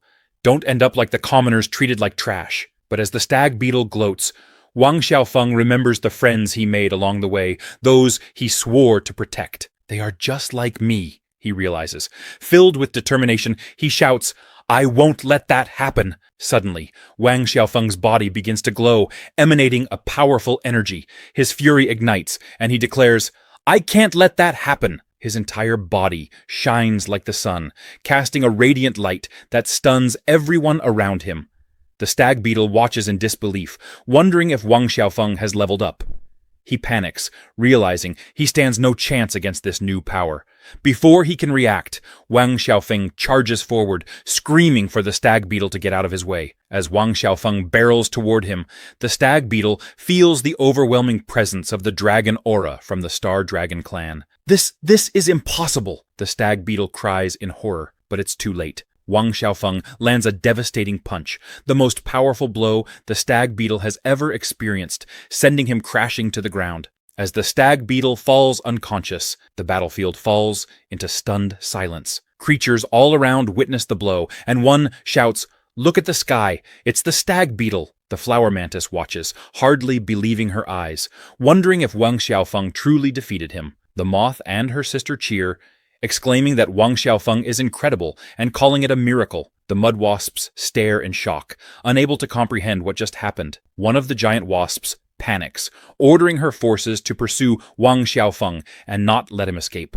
The stink bug, celebrating the victory, exclaims, "He did it! He finally got rid of the wasps!"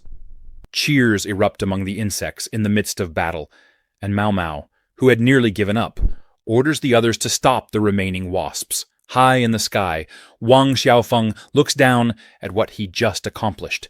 His stats flash before him. Power level, disaster, native monster wasp weight, 3,000 tons. He stares at the glowing numbers in disbelief, wondering what kind of power he just unleashed. But there's no time to celebrate. The mud wasps are approaching fast. As Wang Xiaofeng flies towards safety, he spots the celestial island in the distance and shouts, "Bili, Bimang Mang, Biman Man, come help me quickly." On the outskirts of the celestial island, Bili anxiously asks the others if they've found him. The bees report that they haven't located Wang Xiaofeng yet. Bili, growing more concerned, wonders where he could be. Bimang Mang interrupts with urgent news. A group of mud wasps is flying towards the celestial island. Bili is taken aback. "Why now, of all times?" she asks, hastily ordering the others to prepare for action and investigate what's going on. Meanwhile, Biman Man questions, "What about Wang Xiaofeng? Should we stop searching for him?" Li, worried but practical, replies, "We'll halt the search for now. We need to deal with the immediate threat." As they scramble to defend the island, Wang Xiaofeng is still desperately running for his life. The giant wasp finally catches up to him, and in a sudden collision, our hero crashes into her. Enraged, she curses him for causing so much trouble. Wang Xiaofeng, exhausted but still defiant, refuses to give up. But as he tries to summon the power he used before, nothing happens. Why isn't it working, he wonders, desperate for the energy to return. The giant wasp, growing impatient, hangs him by his neck, demanding he stop messing around. But just then, one of her fellow wasps cries out in fear, warning her sister, "We're in trouble!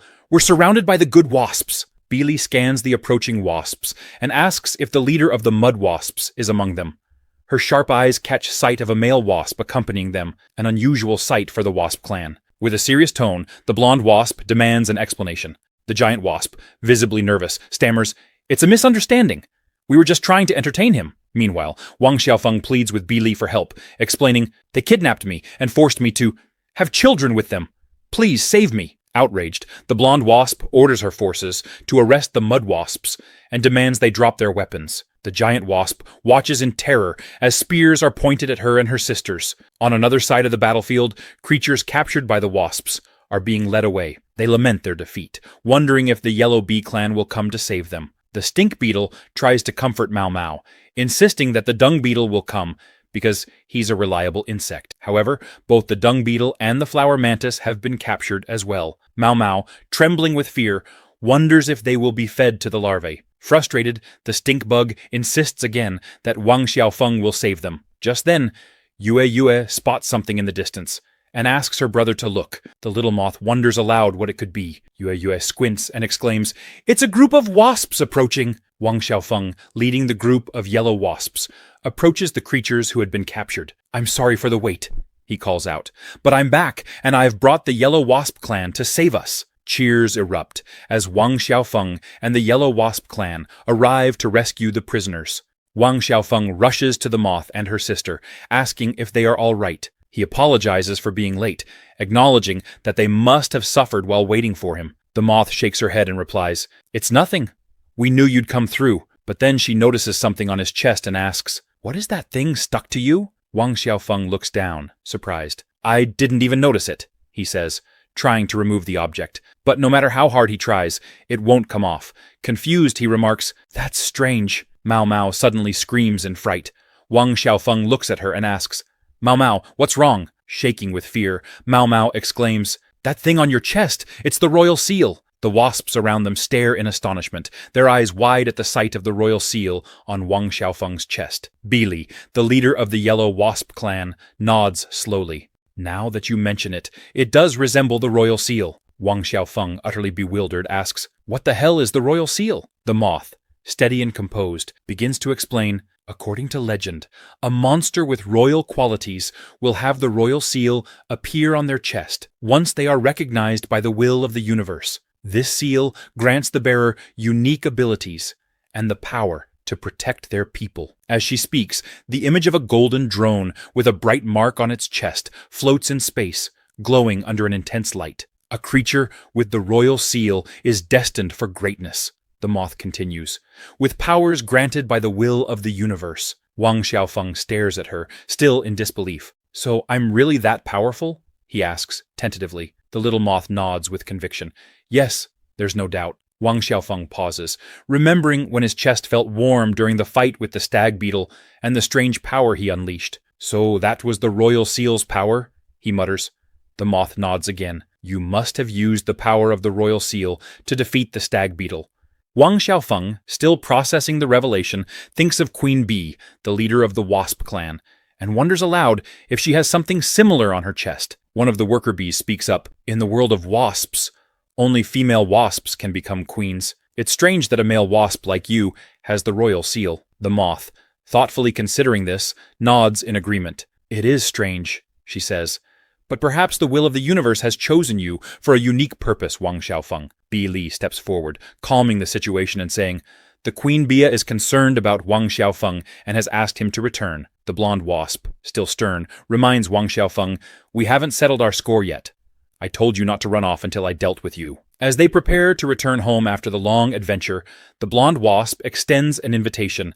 "You're all welcome to visit me any time." Mao Mao, licking her lips, turns to the stink beetle and asks, "Is that thing on the yellow bee's chest really the royal seal?" The stink beetle responds with a disapproving frown, his only response to Mao Mao's curiosity. Just then, the dung beetle and the flower mantis appear, having been released from captivity. The dung beetle, looking around, asks, "Where's Wang Xiaofeng? I need to thank him personally." Mao Mao informs him, "He just left with his sisters." She then asks, "What do you think about having our own king in the underground mining area?" The dung beetle, surprised, responds, "A king?" Mao Mao confirms, "Yes, not like the mud wasps, but a real king with the royal seal." The stink beetle, shocked by Mao Mao's excitement, remarks, "Your expression is kind of scary." Meanwhile, in the Queen Bee's chamber, the queen watches over Wang Xiaofeng, advising him to eat slowly. "You've been through a lot out there," she says. "You can't run away again," as Wang Xiaofeng enjoys a delicious fruit. Bili approaches the queen and asks, "Is that mark on Wang Xiaofeng's chest really the royal seal?" The queen confirms it, smiling. Bili, still curious, asks, "But he's a male wasp. How can he be a king?" With a knowing smile, the queen replies, "Wang Xiaofeng has extraordinary talent. He's been blessed by the will of the universe." Wang Xiaofeng takes this moment to ask, "May I ask a question, Your Majesty?" He continues, "The insects in the underground mining area, who are constantly bullied by the mud wasps, can they take over the mining area?" The queen bee's smile fades slightly as she explains, "When Celestial Island was established, the brutal mud wasps were given the title of rulers of the underground mining area for their resistance against the dragon beast. Since the wasp clans do not interfere in each other's territories, we had no choice but to turn a blind eye to what was happening there. If the mud wasps hadn't caused trouble this time, even we, the yellow wasps, would be facing judgment for recklessly mobilizing troops in the underground mining area." She continues, "Now that the mud wasps are being judged by the Council of Elders, the ownership of the underground mining area will have to be decided through negotiation between the clan elders. Not even I can take possession of it on my own." Wang Xiaofeng contemplates her words, thinking that if he can fully harness the power of the royal seal, maybe he could protect the mining area's residents. The queen bee, seeing the concern in his eyes, gently says, "You are a kind soul, Wang Xiaofeng, but you're still young. You need time to grow and develop safely in the hive before taking on the responsibility of protecting others. Wang Xiaofeng humbly accepts her advice. But just then, a worker wasp rushes in, warning the queen of the presence of 2 mud wasp warriors, requesting an audience outside the hive. Surprised, the queen bee asks, "Mud wasp warriors? Here?" Moments later, the dung beetle and the flower mantis step forward, introducing themselves to the queen. Wang Xiaofeng's eyes light up as he recognizes his friends. The queen bee, still curious, asks, "What brings members of the mud wasp clan here?" The dung beetle, bowing respectfully, says, "We represent all the insect beasts of the underground mining area. We've come to pledge our allegiance." The blonde wasp and the queen exchange surprised glances. The dung beetle continues, "We humbly request that Lord Wang Xiaofeng lead the people of the mining area. We are willing to defend his honor with our lives." Wang Xiaofeng is taken aback. "How can you pledge allegiance to me?" he asks, bewildered. "We're comrades who've endured hardships together." The dung beetle explains, "This is the unanimous wish of the residents of the underground mining area. They see you as their rightful leader." Wang Xiaofeng, blushing with humility, apologizes, saying, "I'm not ready yet. I still need to learn to control my power. I need time." The queen interrupts him, her voice firm. "Wang Xiaofeng has given his answer.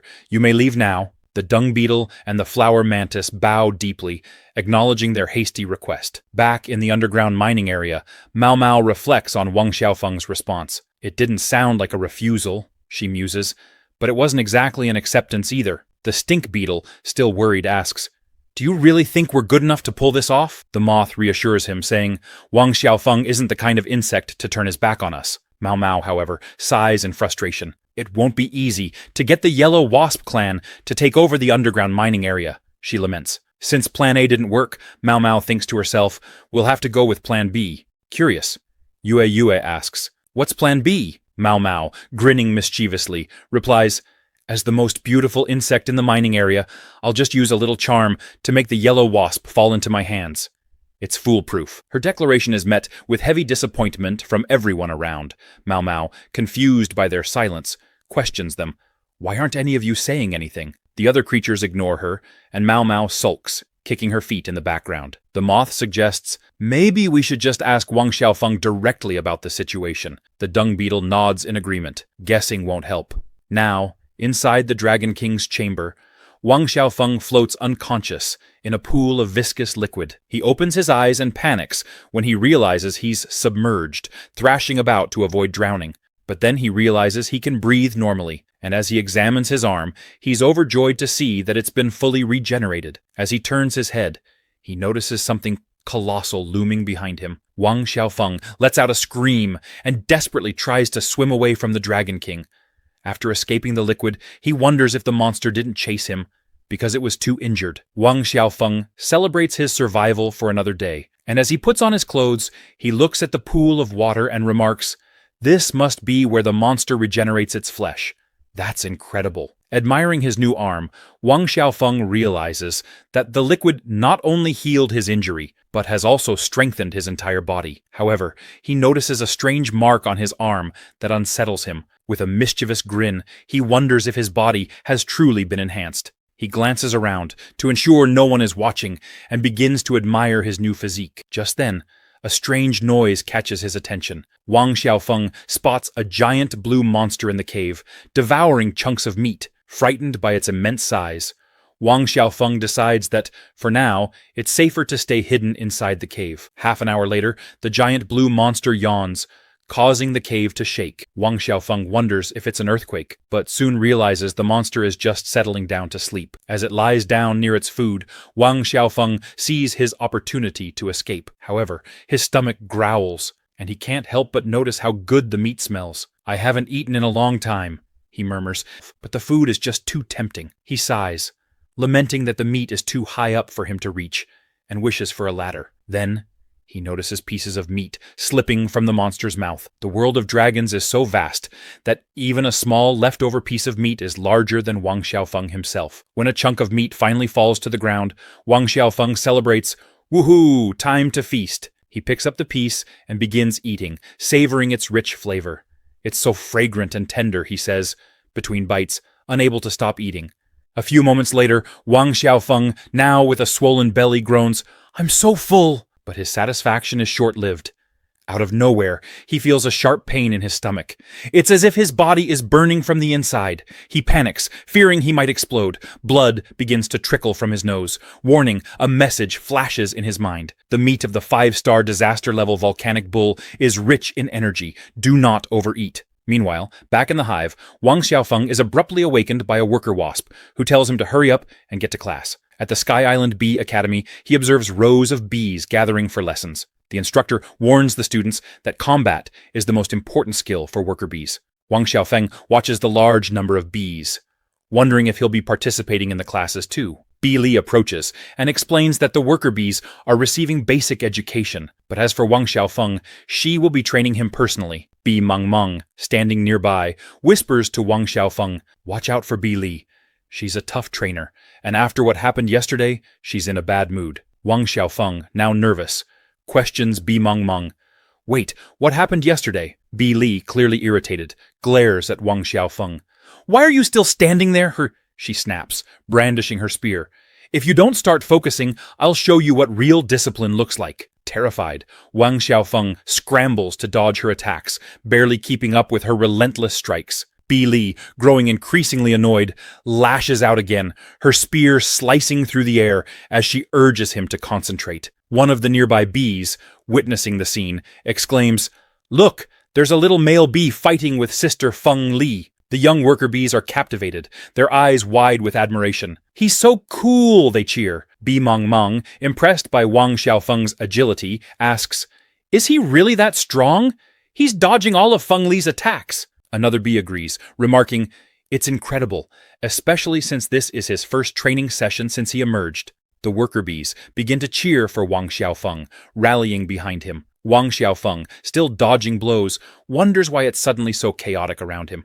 Summoning his courage, he launches his first attack at Bi Li, but she effortlessly deflects it, barely breaking a sweat. "Still have the strength to counter?" Bi Li teases, her smile widening. "That means you haven't reached your limit yet." Bi Li's expression sharpens, and she challenges him with a grin. "Show me everything you've got, Wang Xiaofeng." Before he can react, she increases the speed of her attacks. This time, Wang Xiaofeng is caught off guard, and finally, Bi Li's spear makes contact, sending him stumbling. Despite landing a hit, Bi Li praises him, "Your agility and judgment are impressive."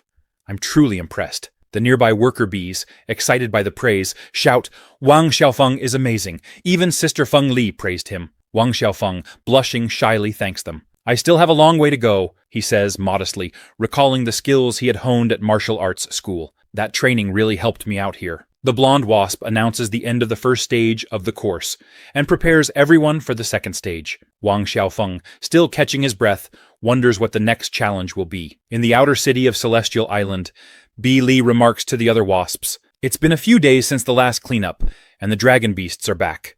Wang Xiaofeng, listening, deduces that these must be the planet's dragon beasts. 2 massive horned dragons graze in the nearby forest. Their stats flash before him. Disaster level. Cosmic monster, horned dragon beast. Weight 18,000 tons. After everything he's been through, Wang Xiaofeng marvels, "So this is how big insects are on this planet." Bi Li, observing the horned dragons, decides to use them as material for the second stage of the course. Wang Xiaofeng is taken aback. "Wait, what?" Bi Li calmly instructs Bi Meng and Bi Man to perform a demonstration for Wang Xiaofeng. Without hesitation, they agree, confidently saying, "We'll handle it." Wang Xiaofeng, concerned, asks, "Are you sure? Those dragon beasts look powerful." Bi Li reassures him, "Just watch and learn." Bi Meng and Bi Man take flight, glowing brightly as they approach the horned dragons. Out of nowhere, weapons materialize in their hands, and their forms transform into their most powerful versions. The 2 bees face the colossal creatures with unwavering determination. Bi Man is the first to strike, driving her spear into the horned dragon's back. The beast roars in response, feeling the sting of her attack. In retaliation, the horned dragon fires its horns at high speed toward Bi Meng, but she skillfully deflects the attack with a swing of her scythe. Wang Xiaofeng, watching in awe, mutters, What just happened?" Bi Li explains, "This is the star armor. The cultivation limit for most Zerg warriors is 3 stars. However, by pledging allegiance to a sovereign king, Zerg warriors can gain star power through their connection with the Zerg king. This allows them to transform and exceed their natural limits. She continues, that's why Zerg warriors must pledge loyalty to a Zerg king. Wang Xiaofeng, still processing what he's just witnessed, comments, it's like ancient generals who needed to pledge allegiance to their lord to receive troops and supplies in order to maximize their strength. Li nods and tells him, the standard for passing as a worker bee is to master your star armor within 2 weeks. For this second stage of training, you'll need to master it in just 3 days, and defeat a 1-star dragon beast. Wang Xiaofeng, wide-eyed, exclaims, Sister Li, you're a demon! 1 month after arriving on Sky Island, Wang Xiaofeng completed his training with Li. He successfully mastered the star armor technique, evidenced by his updated status card, Disaster Level 1, Star Wasp Beast 2, Wang Xiaofeng, Original Combat Form. He also acquired royal techniques such as Space Manipulation, Weak, and King's Wealth, Weak. The former allows him to swap positions with any object within his perceptual range, while the latter enables him to utilize the abilities of any one of his subjects. These advancements mark a significant milestone for Wang Xiaofeng, who can now adequately protect others and cease to be a burden to his team. Despite these gains, the star armor's energy limitations confine its use to approximately 5 minutes, highlighting a critical vulnerability in his capabilities. Impressed by his rapid progress, Ba Manman commended Wang Xiaofeng for mastering the star armor and royal techniques within a mere month. Bi Mengmong echoed this praise, acknowledging Wang Xiaofeng's exceptional talent. At the conclusion of the day's training, Li invited him to join her at the palace, where the Bee Tribe Elders' Council was convening. The council, along with other clan leaders, expressed a keen interest in meeting him. Upon their arrival at the palace meeting hall, the Queen Bee apologized for the delay and introduced Wang Xiaofeng to the clan leaders. Surrounded predominantly by female leaders, Wang Xiaofeng respectfully addressed them as esteemed sisters and introduced himself. His demeanor and eloquence left a strong impression on many leaders. Some recognized him as the legendary Little Male Wasp with the royal seal, noting his potential as a leader. Others humorously remarked on his youthful appeal and potential for future partnerships. During the meeting, the Bumblebee Queen, a native monster, and a 5-star disaster-level entity weighing 27,500 tons, made her presence known. She introduced her daughter, Vivi, affirming her status as the queen and successor of the Bumblebee clan. Vivi, acknowledging the Wasp Queen's reputation, expressed her familiarity with Wang Xiaofeng's commendable reputation within the clan. The Bumblebee Queen commended Vivi for her politeness and rapid mastery of the star armor, highlighting her as one of the most talented individuals of her generation. She then requested Wang Xiaofeng to show Vivi around the palace gardens, taking advantage of his familiarity with the area and the opportunity for Vivi to engage with the local flora, thereby fostering a cordial introduction between the future leaders of their respective clans. Suddenly, the Bumblebee Queen began coughing, clearly unwell. Concerned, the Queen Bee asked, "Is your old injury troubling you again?" The Bumblebee Queen, bowing slightly, replied, "Please don't worry. It's just an old ailment, one I've grown accustomed to. I only hope that Vivi matures into a worthy successor before my time runs out." A short while later, in the palace's judgment hall, the Wasp, who had captured Wang Xiaofeng, stood before the Queen Bee. The Queen addressed the leader of the Mud Wasp clan. "The elders of the Bee clan have deliberated on your actions. The punishment for your clan has been decided." Desperate, the female wasp pleaded, "I acted out of momentary greed. I beg your majesties for leniency." The Bumblebee Queen, her expression firm, declared, "The Mud Wasp clan has committed a grave offense. As of today, the Mud Wasp clan is permanently banished from Sky Island." Outraged, the female wasp exclaimed, "Banished? All I did was kidnap a small male wasp. Is that truly such a severe crime?" Both the Bumblebee Queen and the Queen Bee responded with anger. "You kidnapped a small male wasp? Fool! The one you kidnapped is the future third king of Sky Island." The female wasp, shocked, struggled to comprehend. "The male wasp I took is the new king, a male wasp? A king?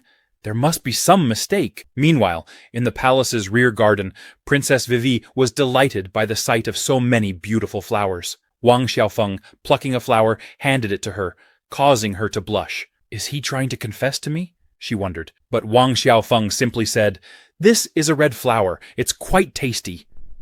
Furious, Princess Vivi thought, "This rascal. Is he playing hard to get with me?" Wang Xiaofeng, puzzled by her reaction, thought to himself, "Why does she seem upset? It's so troublesome to deal with children." Princess Vivi then suggested, "Let's play a game." Wang Xiaofeng agreed, proposing, "How about hide and seek?" Both thought to themselves, "He's just a kid, enjoying such childish games." Suddenly, Wang Xiaofeng noticed a dung beetle and a moth approaching. A bee guard stopped them, saying, "Today is the Bee Tribe Elders' Council meeting. Outsiders are not permitted within the palace." The moth replied, "We only wish to see Xiaofeng for a moment." The dung beetle added, "Can you help us deliver a message to him?" Upon seeing them, Xiaofeng's face lit up with joy. He turned to Princess Vivi and said, "These are my friends. I hope you don't mind, Princess Vivi, but may I excuse myself for a moment?" Princess Vivi nodded, although somewhat disappointed. Leaving someone of my status to greet a few commoners? She thought, what an unusual boy. Later, after the meeting had concluded and the clan leaders had returned to their respective tribes, Xiaofeng approached the Queen Bee. "I've come to bid farewell to your Majesty," he announced. The Queen Bee, surprised, asked, "Farewell?" She moved closer, her concern evident. "What's troubling you, Xiaofeng? Why are you addressing me so formally? And what's this talk of leaving?" Xiaofeng explained, "I've decided to leave and establish my own territory." The Queen Bee looked at him with admiration, then asked, "Are you certain this is what you want?" Xiaofeng nodded. The Queen Bee embraced him, her voice softening. "You've always been a kind soul, Xiaofeng, ever attentive to the struggles of others. I admire that about you. I know you've long desired to help your friends. It's clear now that you were never meant to remain here. With the power of the king at your command, you are ready to carve out your own path. Go now, and remember, this will always be your home. Return whenever you miss us." Xiaofeng's eyes filled with tears at her words, his emotions overwhelming him. As he prepared to leave, the dung beetle and mantis sister approached, bowing deeply. "Your Majesty, we are here to escort you," they said. The Queen Bee smiled warmly. "Take good care of yourself, Xiaofeng, from now on," she said. Xiaofeng nodded once more, his voice resolute. "I will, Queen Bee. I will visit you often." As he walked away, he called back, "This place will always be dear to me." Watching him go, the Queen Bee gently smiled and turned to Beely. "This is the first time I've truly felt what it means to be a parent," she said softly. Beely replied, "But your Majesty, you have long been a mother to us all." The Queen Bee turned to Beely, her tone more formal. "May I ask a favor of you?" "A queen's command is my duty," Beely responded, without hesitation. Meanwhile, the Bumblebee Queen noticed Princess Vivi lost in thought. "What's on your mind, Vivi?" she asked gently. Princess Vivi responded, "It's nothing really. I was just wondering about something I overheard earlier." She had seen Xiaofeng talking with the dung beetle, flower sister, and the little moth, where he had said, "The elders of the bee clan have agreed to grant me the underground mining area, but we both know it's barren and unsuitable for habitation. I need your help to build a new city outside Sky Island's territory." The dung beetle had voiced his concern. "Outside Sky Island's territory, that's where the dragon beasts dwell." Xiaofeng, undeterred, replied, "I understand it sounds like a dangerous fantasy, but over the past month, I've fought countless battles with the dragon beasts. With the power of the king, they are no longer unbeatable. I want to create a safe haven where we are no longer prey. Will you help me?" Without hesitation, both the dung beetle and flower mantis responded, "Of course, we pledge our lives to you, your Majesty the Insect King." From a distance, Princess Vivi overheard their conversation. "He's just a child," she thought, "and yet he speaks with the wisdom of a leader. He'll end up in the jaws of a dragon beast sooner or later." In a distant land, tiny aphids cried for help as a creature warned them to flee. The dragon beast had returned. The creature soared into the air, roaring as it demolished homes. Two smaller creatures stood frozen in shock as the dragon beast's massive foot came to a halt before them. The dragon roared, ready to devour them, while the small creatures trembled in fear. But Wang Xiaofeng, the dung beetle, and the praying mantis, who flew overhead towards the dragon beast.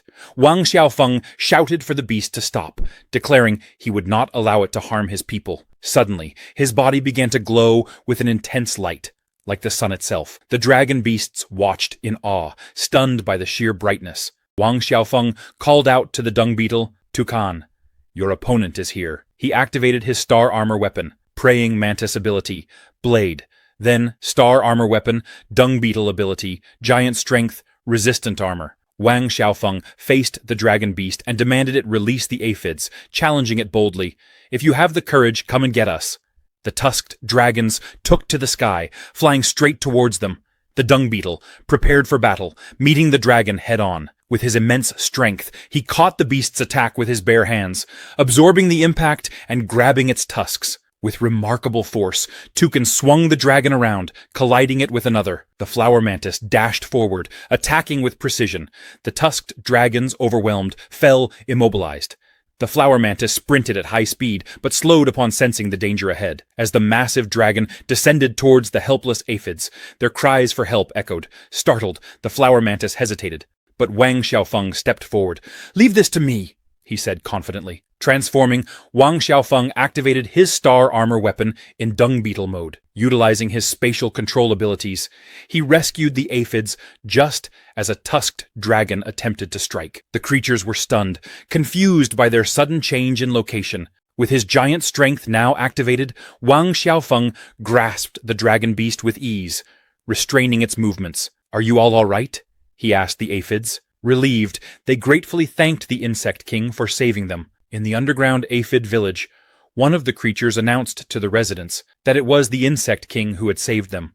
The aphids wondered aloud if the king had come to reclaim the decaying area they called home. But Wang Xiaofeng reassured them, explaining that his intention was not to take their land, but to provide them with a safer place to live. "I'm here to open a new residential area, where you won't have to fear the dragon beasts anymore." The aphids cheered, grateful for the promise of a peaceful future. Rewind to a few days earlier. In the temporary command post at the underground mine, Wang Xiaofeng discussed plans for his headquarters. "For the past several days, we've been surveying the area around Celestial Island," he said, pointing to a map. "The terrain is flat, there's plenty of food, and a small lake nearby," he explained. "This is the most suitable place for a settlement near Celestial Island. However, the area is bordered by a dense forest, and there are signs of dragon activity.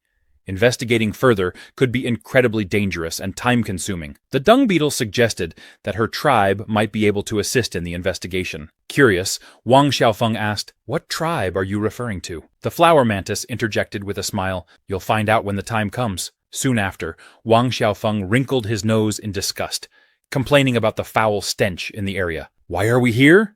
he asked. With a mischievous grin, the dung beetle explained, "It's the feces of a young dragon beast, something my tribe adores." Wang Xiaofeng, much like the rest of us, stood there bewildered, understanding absolutely nothing of what the strange dung beetle was talking about. The dung beetle announced the arrival of more creatures. A swarm of flies approached, buzzing with excitement. "Woohoo! Delicious food!" they exclaimed. The leader, a massive fly beast, introduced himself. Disaster level. None, native monster, fly beast, weight 50 tons. The flies eagerly began feasting on the dragon beast's feces, while Wang Xiaofeng, revolted, couldn't help but throw up. The leader of the flies greeted the dung beetle, asking if there was anything she required. The dung beetle introduced herself and informed him that her king had a request. Surprised, the fly leader remarked, "A wasp with the royal seal? Impressive." As he licked his hand and extended it towards Wang Xiaofeng for a handshake, Wang Xiaofeng introduced himself hesitantly. The fly leader, with his saliva-coated hand, proclaimed, "It's an honor to serve Lord Wasp." He then boasted that, by tasting just a bit of feces, he could accurately determine a creature's gender, race, age, strength, whether they had children, and even what they had eaten in the last 2 days. Wang Xiaofeng, shocked by this strange talent, listened as the fly leader rambled on. He quickly cut the conversation short, requesting the leader's help in investigating the dragon beasts near the eastern lake. The fly leader, intrigued, asked if Wang Xiaofeng was planning to take control of the eastern lake territory. Wang Xiaofeng confirmed, explaining his intention to establish a settlement for the insect tribe there. The fly leader accepted the request and immediately called upon his subordinates. He ordered them to join him in scouting the dragon beasts around the eastern lake. As the flies gathered and prepared for their mission, Wang Xiaofeng, the dung beetle, and the little moth watched them depart. Our protagonist, still disgusted, washed his hands in the lake, muttering that the smell still lingered. Mao Mao and the stinky beetle soon approached Wang Xiaofeng. Mao Mao, hearing about his plans to establish a new insect tribe settlement, offered her and her tribe's assistance. Wang Xiaofeng was pleasantly surprised by the arrival of his friends. Mao Mao informed him that nearly 1,000 insect beasts had rallied to join the fight against the dragon beasts at the eastern lake. Dumbfounded by the sheer number of insects assembled, Wang Xiaofeng watched as even more insects arrived, including one carrying a baby. The others cooed and commented on how adorable the baby was. Soon after, a ladybug and several other insects stepped forward, declaring their desire to fight the dragon beasts alongside Wang Xiaofeng. As Xiaofeng turned, he noticed an ant carrying kitchen utensils. Puzzled, Wang Xiaofeng asked what he was holding. The ant proudly explained that they were his cooking tools, which he planned to use to crush the dragon beasts. Embarrassed, Wang Xiaofeng quickly stopped him, warning that they were all just cannon fodder against the dragon beasts. "This isn't a fight you can just walk into," he cautioned. However, before they could respond, a trio of powerful figures entered the scene. Bi Li, Bi Meng Mang, and Bi Man Man. Wang Xiaofeng, surprised, asked why they were there. Bi Li explained that they had been sent under the orders of Queen Bi to protect him. And what a protection it was! No sooner had she spoken than the 5th Squadron of the Wasp tribe appeared before Wang Xiaofeng. Bi Li announced that the squadron would now be under his command. Shortly after, training began for Wang Xiaofeng's insect companions. The dung beetle, with his arms tied, instructed the group to pull him with all their strength. They tried, but it wasn't enough to make him budge. Then, the dung beetle flexed and initiated a spinning move, launching the insects into the air in mere seconds. "The dragon beast's strength isn't something to be taken lightly," he yelled, urging them to get up and keep fighting. Bi Li observed the training, praising the progress the warriors were making. Wang Xiaofeng, now invigorated, encouraged everyone, telling them they were improving quickly. Bi Li, however, explained to Wang Xiaofeng that the task of establishing a new home should be left entirely to the Wasp tribe. The praying mantis, offended by Bi Li's words, spoke out, declaring that while the Wasp tribe was indeed powerful, the other insect tribes were also working hard for their future. Bi Li, unimpressed, retorted, "If effort alone mattered, then what value does talent have?" The praying mantis stepped forward, saying, "Even without the Wasp tribe, we can create a new home with our own strength." The two stared each other down, tension growing. Wang Xiaofeng, sensing a fight, tried to defuse the situation, insisting that they were all comrades and urging them to stop arguing. But the praying mantis snapped, "This is none of your business." Bi Li scolded Wang Xiaofeng, telling him to stay out of it. The praying mantis warned not to underestimate them, while Bi Li smugly added, "Only the weak pretend to be strong." Meanwhile, Wang Xiaofeng quietly backed away, thinking to himself, "Angry women are terrifying. Better to stay out of this." Now, in the underground mine's temporary meeting hall, the fly leader explained the situation. There were many dragon beasts in the eastern lake area, with the Tyrannosaurus tribe being the strongest. Their leader, a 3-star dragon beast, had developed auxiliary arms, making him the true king of the eastern lake area. His strength was feared even among other dragon beasts. Wang Xiaofeng gathered everyone and announced the battle plan. First, they would investigate the daily routes of the Tyrannosaurus tribe. Once they found a suitable ambush spot, the mine insect tribe would lie in wait on both sides. The fly leader then detailed the second part of the plan. They would use ropes to trap the 1-star dragon beasts at the end of the line, splitting the group in two. The rope tied around a Tyrannosaurus's foot caused it to fall, unbalanced. The other Tyrannosaurs laughed, calling it stupid. The fly leader observed the trapped Tyrannosaurs and explained that the mine tribe's training with ropes had paid off, keeping the 1-star beasts in place. As one of the dragons pondered where the rope had come from, the fly leader outlined the final part of the plan. Use their superior numbers to quickly eliminate all the 1-star dragon beasts. A Tyrannosaurus stood, puzzled, as a bright light formed in the sky. Bi Li, clad in her star armor, readied her spear and shield for the attack. Meanwhile, the leader of the Tyrannosaurs was being held at bay by the dung beetle and Fengli, preventing him from aiding his fellow beasts. A powerful 3-star Tyrannosaurus, donned in red armor, charged towards Wang Xiaofeng, scoffing at the idea of mere insects daring to challenge him. As the battle raged on, 2 Tyrannosaurs were struck by a high-speed energy attack from the flower mantis. They fell, but the Tyrannosaurus leader remained unscathed. Wang Xiaofeng, perplexed, wondered why it wasn't falling. The praying mantis, observing the situation, explained to Wang Xiaofeng that the injury was superficial and advised him to use weight and inertia to his advantage, rather than relying solely on his strength. Wang Xiaofeng realized that the king's wealth technique only allowed him to adopt the abilities of his companions, but to unlock their full potential, he needed to refine his own skills. Bi Meng Meng and Bi Man Man joined him. Bi Meng Meng, pleased with the progress of their plan, noted that everything had gone as intended. However, Wang Xiaofeng urged them not to waste time and to assist the dung beetle and Fengli as the 3-star Tyrannosaurus advanced towards them. The dung beetle positioned himself against the mighty beast, acknowledging its formidable power and referring to it as the strong red treasure. The Tyrannosaurus let out a deafening roar before delivering a brutal attack.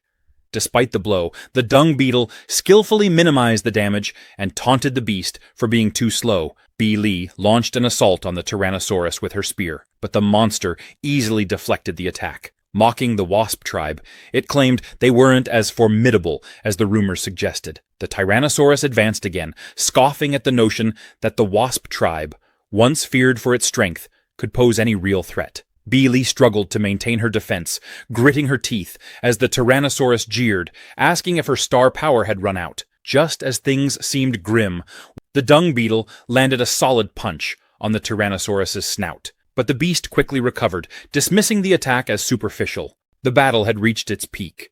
Bi Li, the flower mantis, and the others cheered on the dung beetle, urging him to hold on as they rushed to his aid. The Tyrannosaurus, unconcerned, referred to them as little chicks and unleashed a devastating iron tail attack.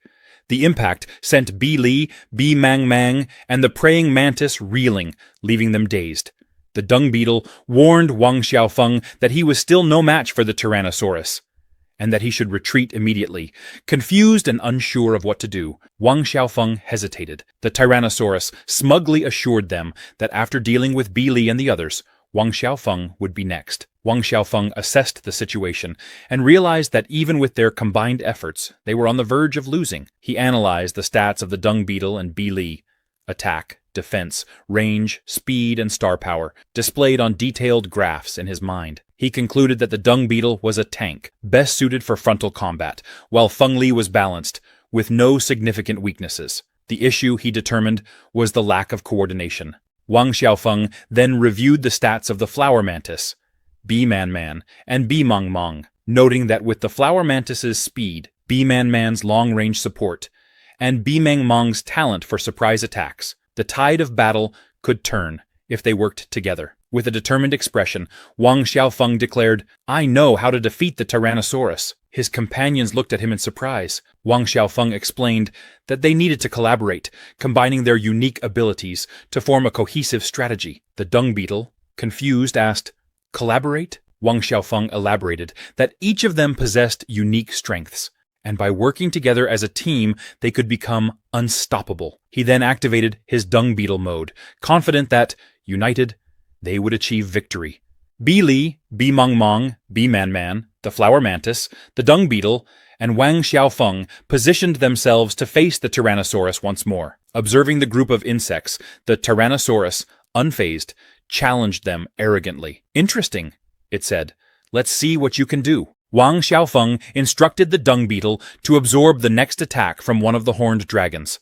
Without hesitation, the dung beetle braced himself, catching the dragon's punch. In a display of raw strength, he even managed to grab the Tyrannosaurus's powerful bite with his bare hands. The Tyrannosaurus, unfazed, declared, "No matter what tricks you use, nothing surpasses my absolute power." It taunted the group, questioning whether they could really predict the outcome without trying. Wang Xiaofeng quickly issued orders. Bi Li was to support the dung beetle and interrupt the Tyrannosaurus's movements. Bi Man Man was tasked with finding an opening to strike with her poison needle, paralyzing the beast. Bi Meng Meng and the flower mantis would use their speed to target the Tyrannosaurus's vital points. As Bi Li rallied her team, the Tyrannosaurus laughed menacingly. It slammed the dung beetle into the ground, claiming that it ruled the territory and that anyone who challenged it would perish. Undeterred, Bi Li stepped forward and delivered a powerful energy attack, slicing into the Tyrannosaurus. The beast roared in surprise, caught off guard by the sudden strike. As the battle raged on, Bee Mong Mong wasted no time, firing her energy attack, while Bee Man Man struck with her spear. A massive explosion shook the battlefield, but even this was not enough to bring the Tyrannosaurus down. Bee Mong Mong, observing the aftermath, commented, "Our coordinated attack is working." Bee Man Man observed the 3-star Tyrannosaurus, commenting on its impressive strength as it remained standing despite their combined attacks. Frustrated, the Tyrannosaurus growled, irritated by the relentless swarm of insects coming at it one after another. "I never expected a 1-star insect alliance to be so troublesome," it muttered, realizing that its energy was rapidly depleting. Desperate, it decided its only option was to defeat the insects one by one. But before it could act, the Tyrannosaurus, startled, noticed the flower mantis watching it intently. "What are you staring at?" it demanded, roaring in fury. Unfazed, the flower mantis unleashed a powerful energy blast, hitting the Tyrannosaurus squarely. As the mantis darted past, it muttered about the dragon's armor being annoyingly resistant. Enraged by the insect's persistence, the Tyrannosaurus decided to focus its attack on the flower mantis, roaring, "Die!" But the Tyrannosaurus hadn't anticipated Wang Xiaofeng's next move. Xiaofeng, using his spatial manipulation abilities, swapped places with the mantis just in time. He braced himself for the attack, drawing on the power of the dung beetle's immense strength. The Tyrannosaurus delivered a crushing blow, and Wang Xiaofeng was sent hurtling into the ground. The flower mantis called out in concern, but Wang Xiaofeng, embedded in the dirt, reassured the team, "I'm fine." With a furious roar, the Tyrannosaurus unleashed a volley of fireballs from its mouth. Seeing the attack, Wang Xiaofeng quickly warned Bee Man Man, "Be careful." Startled by the incoming fire, Bee Man Man froze, unsure of how to react. In a flash, Wang Xiaofeng once again used his teleportation ability, switching places with her, and taking on the fireballs himself. A colossal explosion rocked the battlefield as the attacks collided. Concerned, Bee Man Man asked, "Wang Xiaofeng, are you all right?" Emerging from the smoke, Wang Xiaofeng, burned and battered, gave a cheeky grin. "I'm fine," he said. "This battle's as sweet as a piece of cake." Suddenly, Bee Mong Mong cried out for help as the Tyrannosaurus's massive paw came crashing down towards her. In the nick of time, Wang Xiaofeng used his spatial transition ability to swap places with her, saving her from being crushed. Exhausted from constantly switching places, Wang Xiaofeng, panting, pointed at her and remarked, "You could have dodged that last attack, you know." Bee Mong Mong, smiling slyly, replied, "Maybe, but I just wanted to feel what it's like to be protected for once." After hearing Bee Mong Mong's words, Wang Xiaofeng, teary-eyed, reminded himself not to get frustrated over small matters. He reflected that problems are temporary and not worth risking his well-being over fleeting emotions. He concluded, in the spirit of Buddha's teachings, that it is better to remain calm and approach challenges with a gentle heart, like clouds floating peacefully across the sky. Meanwhile, the 3-star Tyrannosaurus, panting and worn out, wondered how that resilient little monster, Wang Xiaofeng, had managed to withstand all of its attacks. Exhausted, it muttered to itself that if the battle continued at this pace, it would surely be defeated by the insects. Just then, the flower mantis launched another attack, shouting for the beast not to even think about fleeing. The Tyrannosaurus, overwhelmed, fell to the ground and begged the insects to stop fighting. "Leave me alone. I no longer want the East Lake territory," it pleaded, its tone now one of surrender. "I promise never to provoke you again," the dragon beast added, desperate to avoid further conflict. However, Bee Mong Mong quickly warned the group not to believe the Tyrannosaurus's words, calling it a trick. Beely agreed, pointing out that dragon beasts are known for their strong sense of vengeance. "We must finish it off," she commanded, ensuring the creature would not have the chance for retaliation. Without hesitation, the dung beetle seized the Tyrannosaurus from behind, firmly restraining it. "Don't even think about escaping," he growled. Furious, the horned dragon cursed the insects, proclaiming that the dragon clan would never forget this assault. "When my allies hear of this, your entire kind will be wiped out," it roared. Ignoring the dragon's threats, the dung beetle lifted the Tyrannosaurus effortlessly and ordered the team to strike. With a mighty throw, he hurled the beast, and the bees quickly joined in, bombarding it with their energy attacks. Beely, soaring above the defeated Tyrannosaurus, delivered the final blow with her spear, piercing the beast. Bee Mong Mang cheered, celebrating their hard-won victory. Beely, still in thought, commented, defeating a 3-star dragon beast without suffering a single casualty. This is an unprecedented victory in the centuries-long conflict between wasps and dragon beasts. As she glanced over at Wang Xiaofeng, she pondered his intelligence, adaptability, and sense of responsibility. She marveled at how much care he showed for his comrades. Is Wang Xiaofeng truly just a wasp that recently underwent metamorphosis? She wondered. Meanwhile, there stood Xiaofeng, boasting proudly about how easy the battle had been, claiming everything had gone according to his plan. His face, however, was bruised and battered, a stark contrast to his words. Despite this, his bravado remained unwavering. Bi Mangmang, impressed, praised Wang Xiaofeng, saying, "You're incredible! You dealt with that 3-star dragon beast so easily!" But as Wang Xiaofeng casually walked away, bidding her farewell, Bi Mangmang called out, "Why are you ignoring me?" as Xiaofeng disappeared into the distance.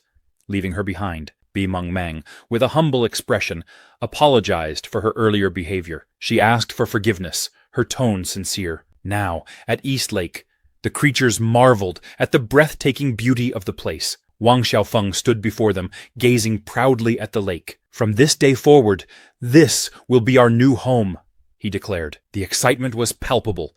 The insects had finally escaped the oppressive underground slavery imposed by the mud wasps. For Wang Xiaofeng, this moment was filled with joy. "This small part of my life," he thought, "is called happiness." Addressing the gathered insects, Wang Xiaofeng reminded them of the significance of the moment.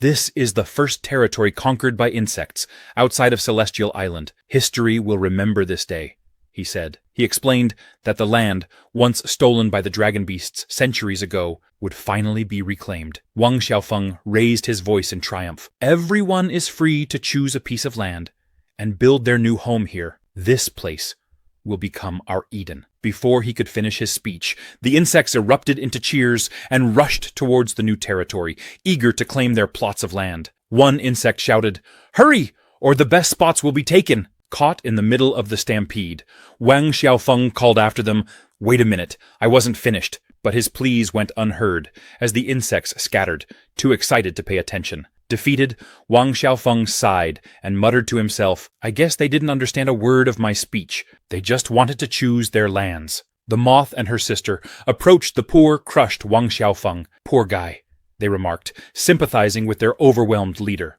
Later, at the Star Dragon clan's nest, Wang Xiaofeng carefully and stealthily approached, carrying a basket on his back. Surveying the area, he saw 3 star dragons sleeping soundly, their immense forms casting shadows over a massive pile of food. Excited by the sight, Wang Xiaofeng grinned. "I'm starting," he whispered, eager to gather supplies. Quietly, he began filling his basket with food, carefully storing the provisions in his container. "Ever since I started eating the Star Dragon clan's food, my physical condition has been improving every day," he mused. With his basket now full, Wang Xiaofeng descended from the dragon's table, using a rope, thanking nature for its abundant gifts. As he climbed down, he revealed that during those days he had explored nearly the entire area during the Star Dragon's sleeping hours, uncovering many secrets. "I've found a treasure," he announced to himself with satisfaction. Sifting through a pile of technological junk, Wang Xiaofeng stumbled upon a dusty motherboard. Holding it up, he declared with pride, "I can still use this to build a washing machine." But just as he began celebrating his find, a strange noise echoed through the nest. Startled, Wang Xiaofeng froze and whispered to himself, "What was that?" Wang Xiaofeng approached the bottom of a dark cave, his voice echoing as he yelled, "Is anyone down there?" From the depths of the cave, a trembling voice responded.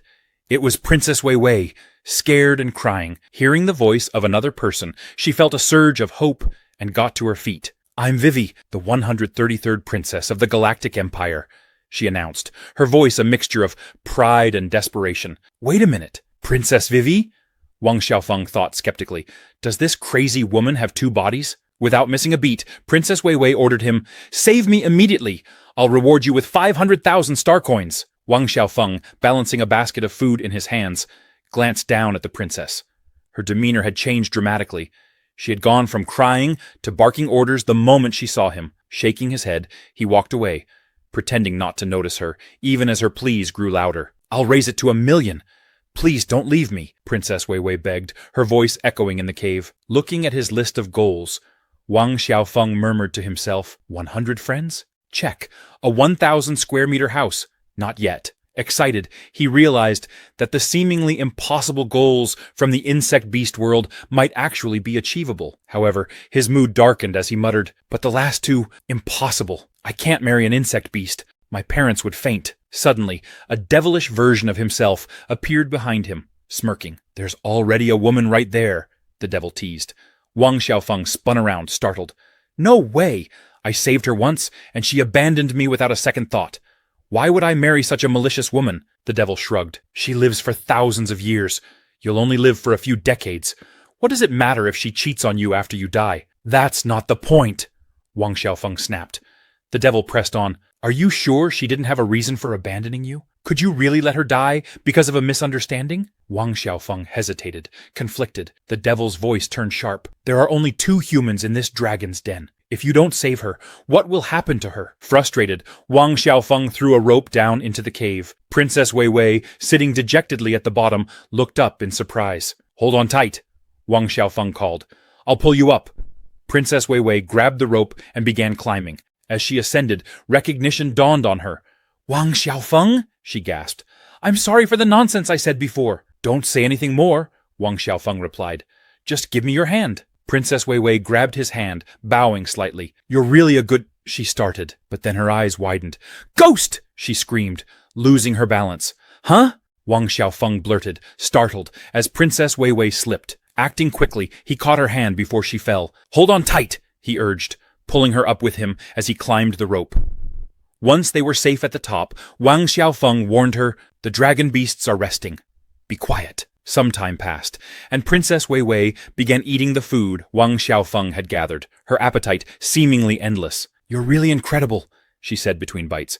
To have gone through all that disaster and still be alive, Wang Xiaofeng smirked. Not only am I alive, but I've experienced some amazing things. He gestured toward himself. My height has even increased significantly. Princess Wei Wei blinked in surprise. He offered her water. Drink some or you'll choke. The princess nodded, taking the water gratefully. Thank you, she murmured before drinking deeply. As she sipped, Wang Xiaofeng asked casually, How did the dragon beasts keep you in their lair? The princess hesitated, her expression darkening. It's related to royal secrets, she admitted. Wang Xiaofeng shrugged. If it's inconvenient to talk about it, I won't ask. The two sat in silence, an unspoken truce forming between them as they recovered from their harrowing ordeal. Wang Xiaofeng noticed Princess Wei Wei still seemed hungry. Wait here, he said. I'll go find you a dessert. As he turned to leave, Princess Wei Wei reflected on her past actions.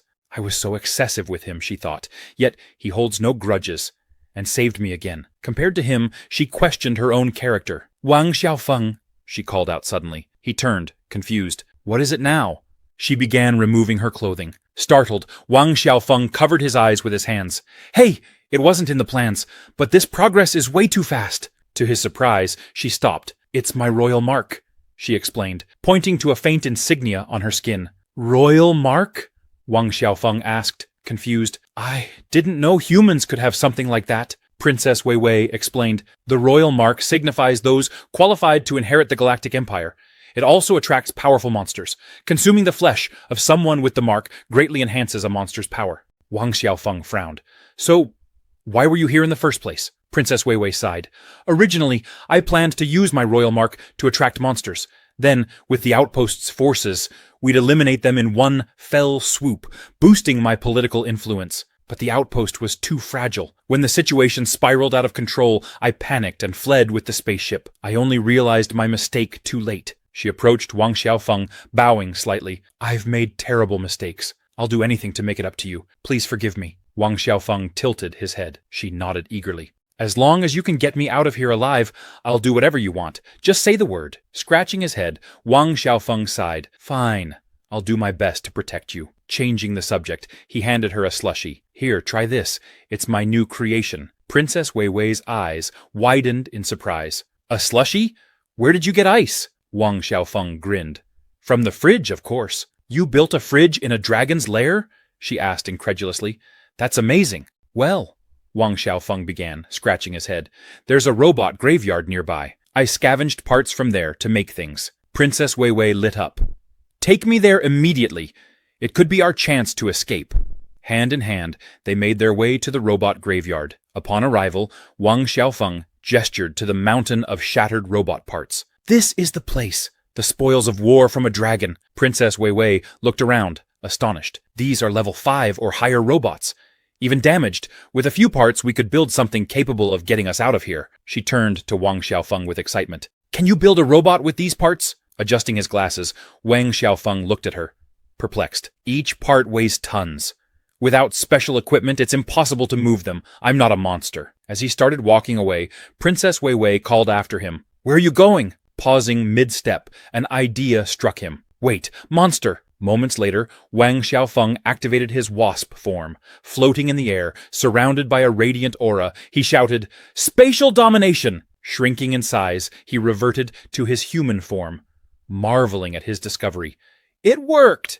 he exclaimed, observing his hand. "When I change forms, the size changes too. It feels like I've arrived in a land of giants." He looked around in awe. Has my wasp body always been this size? Seeing it from this angle is surreal. A small butterfly approached him, fluttering nervously. "It's time to change your bandages," it said timidly. Wang Xiaofeng, confused by its presence, wondered, "What is this pressure I'm feeling?" The butterfly, startled by his size, flew off in a panic. Moments later, it returned with its sister. "Look!" the butterfly cried. "I caught this strange creature!" The insect sister glanced at Wang Xiaofeng, unimpressed. "That's Wang Xiaofeng. He's injured from fighting the 3-star dragon beast." She scolded the butterfly. "Instead of playing around, you should be taking care of him." "But he's not in his room," the butterfly protested. As the sisters argued, Wang Xiaofeng, now back to his human size, sighed. "What have I gotten myself into?" The little butterfly, holding Wang Xiaofeng in her arms, looked worried. "Are you really Wang Xiaofeng?" she asked. "Yes! Yes!" Wang Xiaofeng confirmed, nodding emphatically. She scrutinized him, tilting her head. "Why do you look like that? Are you hurt?" "Difficult to explain," Wang Xiaofeng replied awkwardly. "How do I even begin to say, 'This is my original form'?" he thought to himself. Meanwhile, a group of insects, led by the dung beetle, the flower mantis, and Ronnie Coleman, was locked in a tense standoff in the forest. Among them were formidable newcomers: the colorful mosquito, the armored elephant, and the green-winged cyborg insect. Ronnie Coleman stood firm, warning the group. "This is where the king rests. Leave immediately." The red insect retorted, "We're here to see the insect king. Of course we won't leave." Ronnie Coleman growled, "The king was injured in the last battle and cannot receive visitors. Withdraw now." The colorful mosquito clicked her tongue in annoyance. "How could you let the insect king get hurt in battle? You call yourselves protectors?" Another insect chimed in, questioning their competence. "If you can't protect the king, perhaps he'd be safer in our care." A text overlay introduced the colorful mosquito. Disaster level, native monster. Weight, 6,600 tons. Ability, sugar blood, lightning. The armored elephant joined in. "It's true. If you can't do your job, we'll take over." Another overlay appeared. Disaster level, native monster. Weight, 15,000 tons. Ability, iron armor piercing. The green-winged cyborg insect added, "If you insist on stopping us, you leave us no choice but to offend you." Disaster level, native monster. Weight, 8,200 tons. Ability, swift metal wings. The dung beetle, refusing to back down, bellowed, "Prepare for battle! Protect the king!" The flower mantis nodded. "Understood." With blinding speed, she lunged at the green-winged cyborg insect, her energy blade clashing against its metallic wings. Meanwhile, the armored elephant launched a spinning attack at the dung beetle, shouting, "Try my drill." Ronnie Coleman intercepted the attack with a single hand. "This is pointless. The difference in power is obvious," he said, shoving the armored elephant back effortlessly. The dung beetle marveled at Ronnie's strength. "He's stronger than I thought." The colorful mosquito spat blood, grimacing. "This blood tastes terrible. Dragon beast blood was much better." Nearby, Mau Mau watched the chaotic battle, muttering, "They're fighting! They're fighting!" Bimong Mong observed from a distance. "These newcomers are capable," she commented, "but their coordination is weak. They'll fail sooner or later." Amidst the chaos, the little butterfly arrived, with Wang Xiaofeng still in her arms. "What's going on here?" she asked. Mau Mau explained. "Some insect warriors came looking for the insect king. Stinky Beetle stopped them, and now they're fighting." Stinky Beetle sighed, clearly irritated. This has gone on long enough. Wang Xiaofeng, shocked, exclaimed, "They're looking for me?" He grew worried. If this fight continues, someone's going to get hurt. I need to stop them. The little butterfly looked at him, puzzled. "Why are you sleeping?" she asked, only to realize he wasn't there anymore. Meanwhile, Wang Xiaofeng emerged from a red pool in his wasp form. He sighed in relief. "This pool works wonders. My body has almost fully recovered, and my star energy is replenished. Time to put an end to this madness." Moments later, Wang Xiaofeng appeared in the forest, donning his gleaming star armor. His voice boomed through the chaos. "Stop!" The fighting insects froze, turning toward him in shock. Wang Xiaofeng stood between them, radiating authority. "As Insect King, I command you to stop this pointless fight immediately." The colorful mosquito chuckled. So the rumors about the Insect King were true. The armored elephant, astonished, asked, "You are the Insect King?" The colorful mosquito and the green-winged cyborg insect exchanged glances before bowing in reverence. Wang Xiaofeng, standing tall and resolute, observed them with a sharp gaze. There's no room for petty squabbles when the safety of the insect kingdom is at stake. "Wait," Wang Xiaofeng said, astonished. "You weren't here to cause trouble?" The colorful mosquito smiled. "Of course not. We've heard all about you. The rumors are legendary." "Rumors?" Wang Xiaofeng asked, confused. The mosquito continued. "They say you abandoned your noble status, led the lower-class insects, resisted the oppression of the nobles, swore to annihilate the dragon beasts, and reclaimed the ancestral lands of the insect beasts." "Where did you hear such things?" Wang Xiaofeng asked, scratching his head. The cyborg insect stepped forward. "I saw it in a pamphlet. That's why I decided to join you." The armored elephant, with a booming voice, added, "Insect King, would you sign my pamphlet?" The colorful mosquito chimed in, "The flying insect clans have been spreading the word about your heroic deeds. It's all over the place." Wang Xiaofeng grabbed one of the pamphlets, skimming its contents with growing disbelief. "Recruitment order for the annihilation of the dragon beasts. Reclaiming the ancestral land of the insect beasts. Restoring past glory and recruiting talent." Wang Xiaofeng turned to Mao Mao and the stinky beetle. "Do you two know who made these?" Mao Mao, her hand on her head, pretended to think hard. "Pamphlets! About you! Someone must really admire you!" The stinky beetle grinned. "You're famous now, Insect King." Suddenly, a flying ladybug approached, panting. "Mao Mao, all the pamphlets are gone. Should we print more?" Mao Mao nodded absent-mindedly. "Yes, print more. And Stinky Beetle, where should we put the statue?" Wang Xiaofeng, stunned, stared at the commotion. "Statue? Pamphlets? What is all this?" Mao Mao waved a hand dismissively. "It's a long story," the Stinky Beetle added. "A very long story." Mao Mao, realizing their cover was blown. "We've been discovered! Run!" And the Stinky Beetle and Mao Mao bolted, leaving Wang Xiaofeng standing there, speechless. "Idiots!" he shouted after them. As he sighed, the colorful mosquito approached again, clearly smitten with him. But before the situation could escalate further, we shift back in time to a glimpse of the flower mantis's tragic past. The little praying mantis cried out for her parents as they were impaled by giant pieces of wood. Tears streamed down her face as she stared at the lifeless bodies of the ones she loved most. Suddenly, the dung beetle arrived, scanning the destruction. "Thank goodness," he murmured. "There are survivors." The little mantis, clinging to her last shred of hope, begged, "Please save my parents." The dung beetle shook his head grimly. "They're already gone. This place is dangerous. We need to leave." But the little mantis refused, sobbing, "I can't leave them." A shadow loomed over her, a massive silhouette of a predator. The memory ended as the flower mantis woke up with a start, gasping for air. "That dream again," she whispered, clutching her chest. She stepped outside, observing the bustling activity of the insect kingdom built by Wang Xiaofeng. Insects worked together, creating a more prosperous society. But the flower mantis, standing behind a tree, still harbored unresolved anger. Nearby, a creature approached Wang Xiaofeng and his group. "We're refugees from the borderlands," it explained. "We heard of the great Bee King and have come with over 200 insects to pledge our allegiance." Wang Xiaofeng nodded. "If you trust me, I promise to take good care of your people." The creature bowed. "Thank you, mighty Bee King." Wang Xiaofeng smiled warmly. "We're all part of the insect beast family. No need for formalities." Later he remarked, "More and more insect beasts have been seeking refuge lately." The dung beetle explained, "There must have been another battle on the front lines." B. Li added. The front lines are where the 5 insect kings gather every 5 years, assembling armies of all 2-star or higher insects to fight the dragon beasts. Next year, the beetle and I will go there, she said. Wang Xiaofeng raised an eyebrow. No wonder most of the insects here aren't even 2-star level. B. Li nodded. That's because the stronger ones are all fighting on the front lines. Wang Xiaofeng, surprised, asked, Wait, 5 other insect kings? Besides me?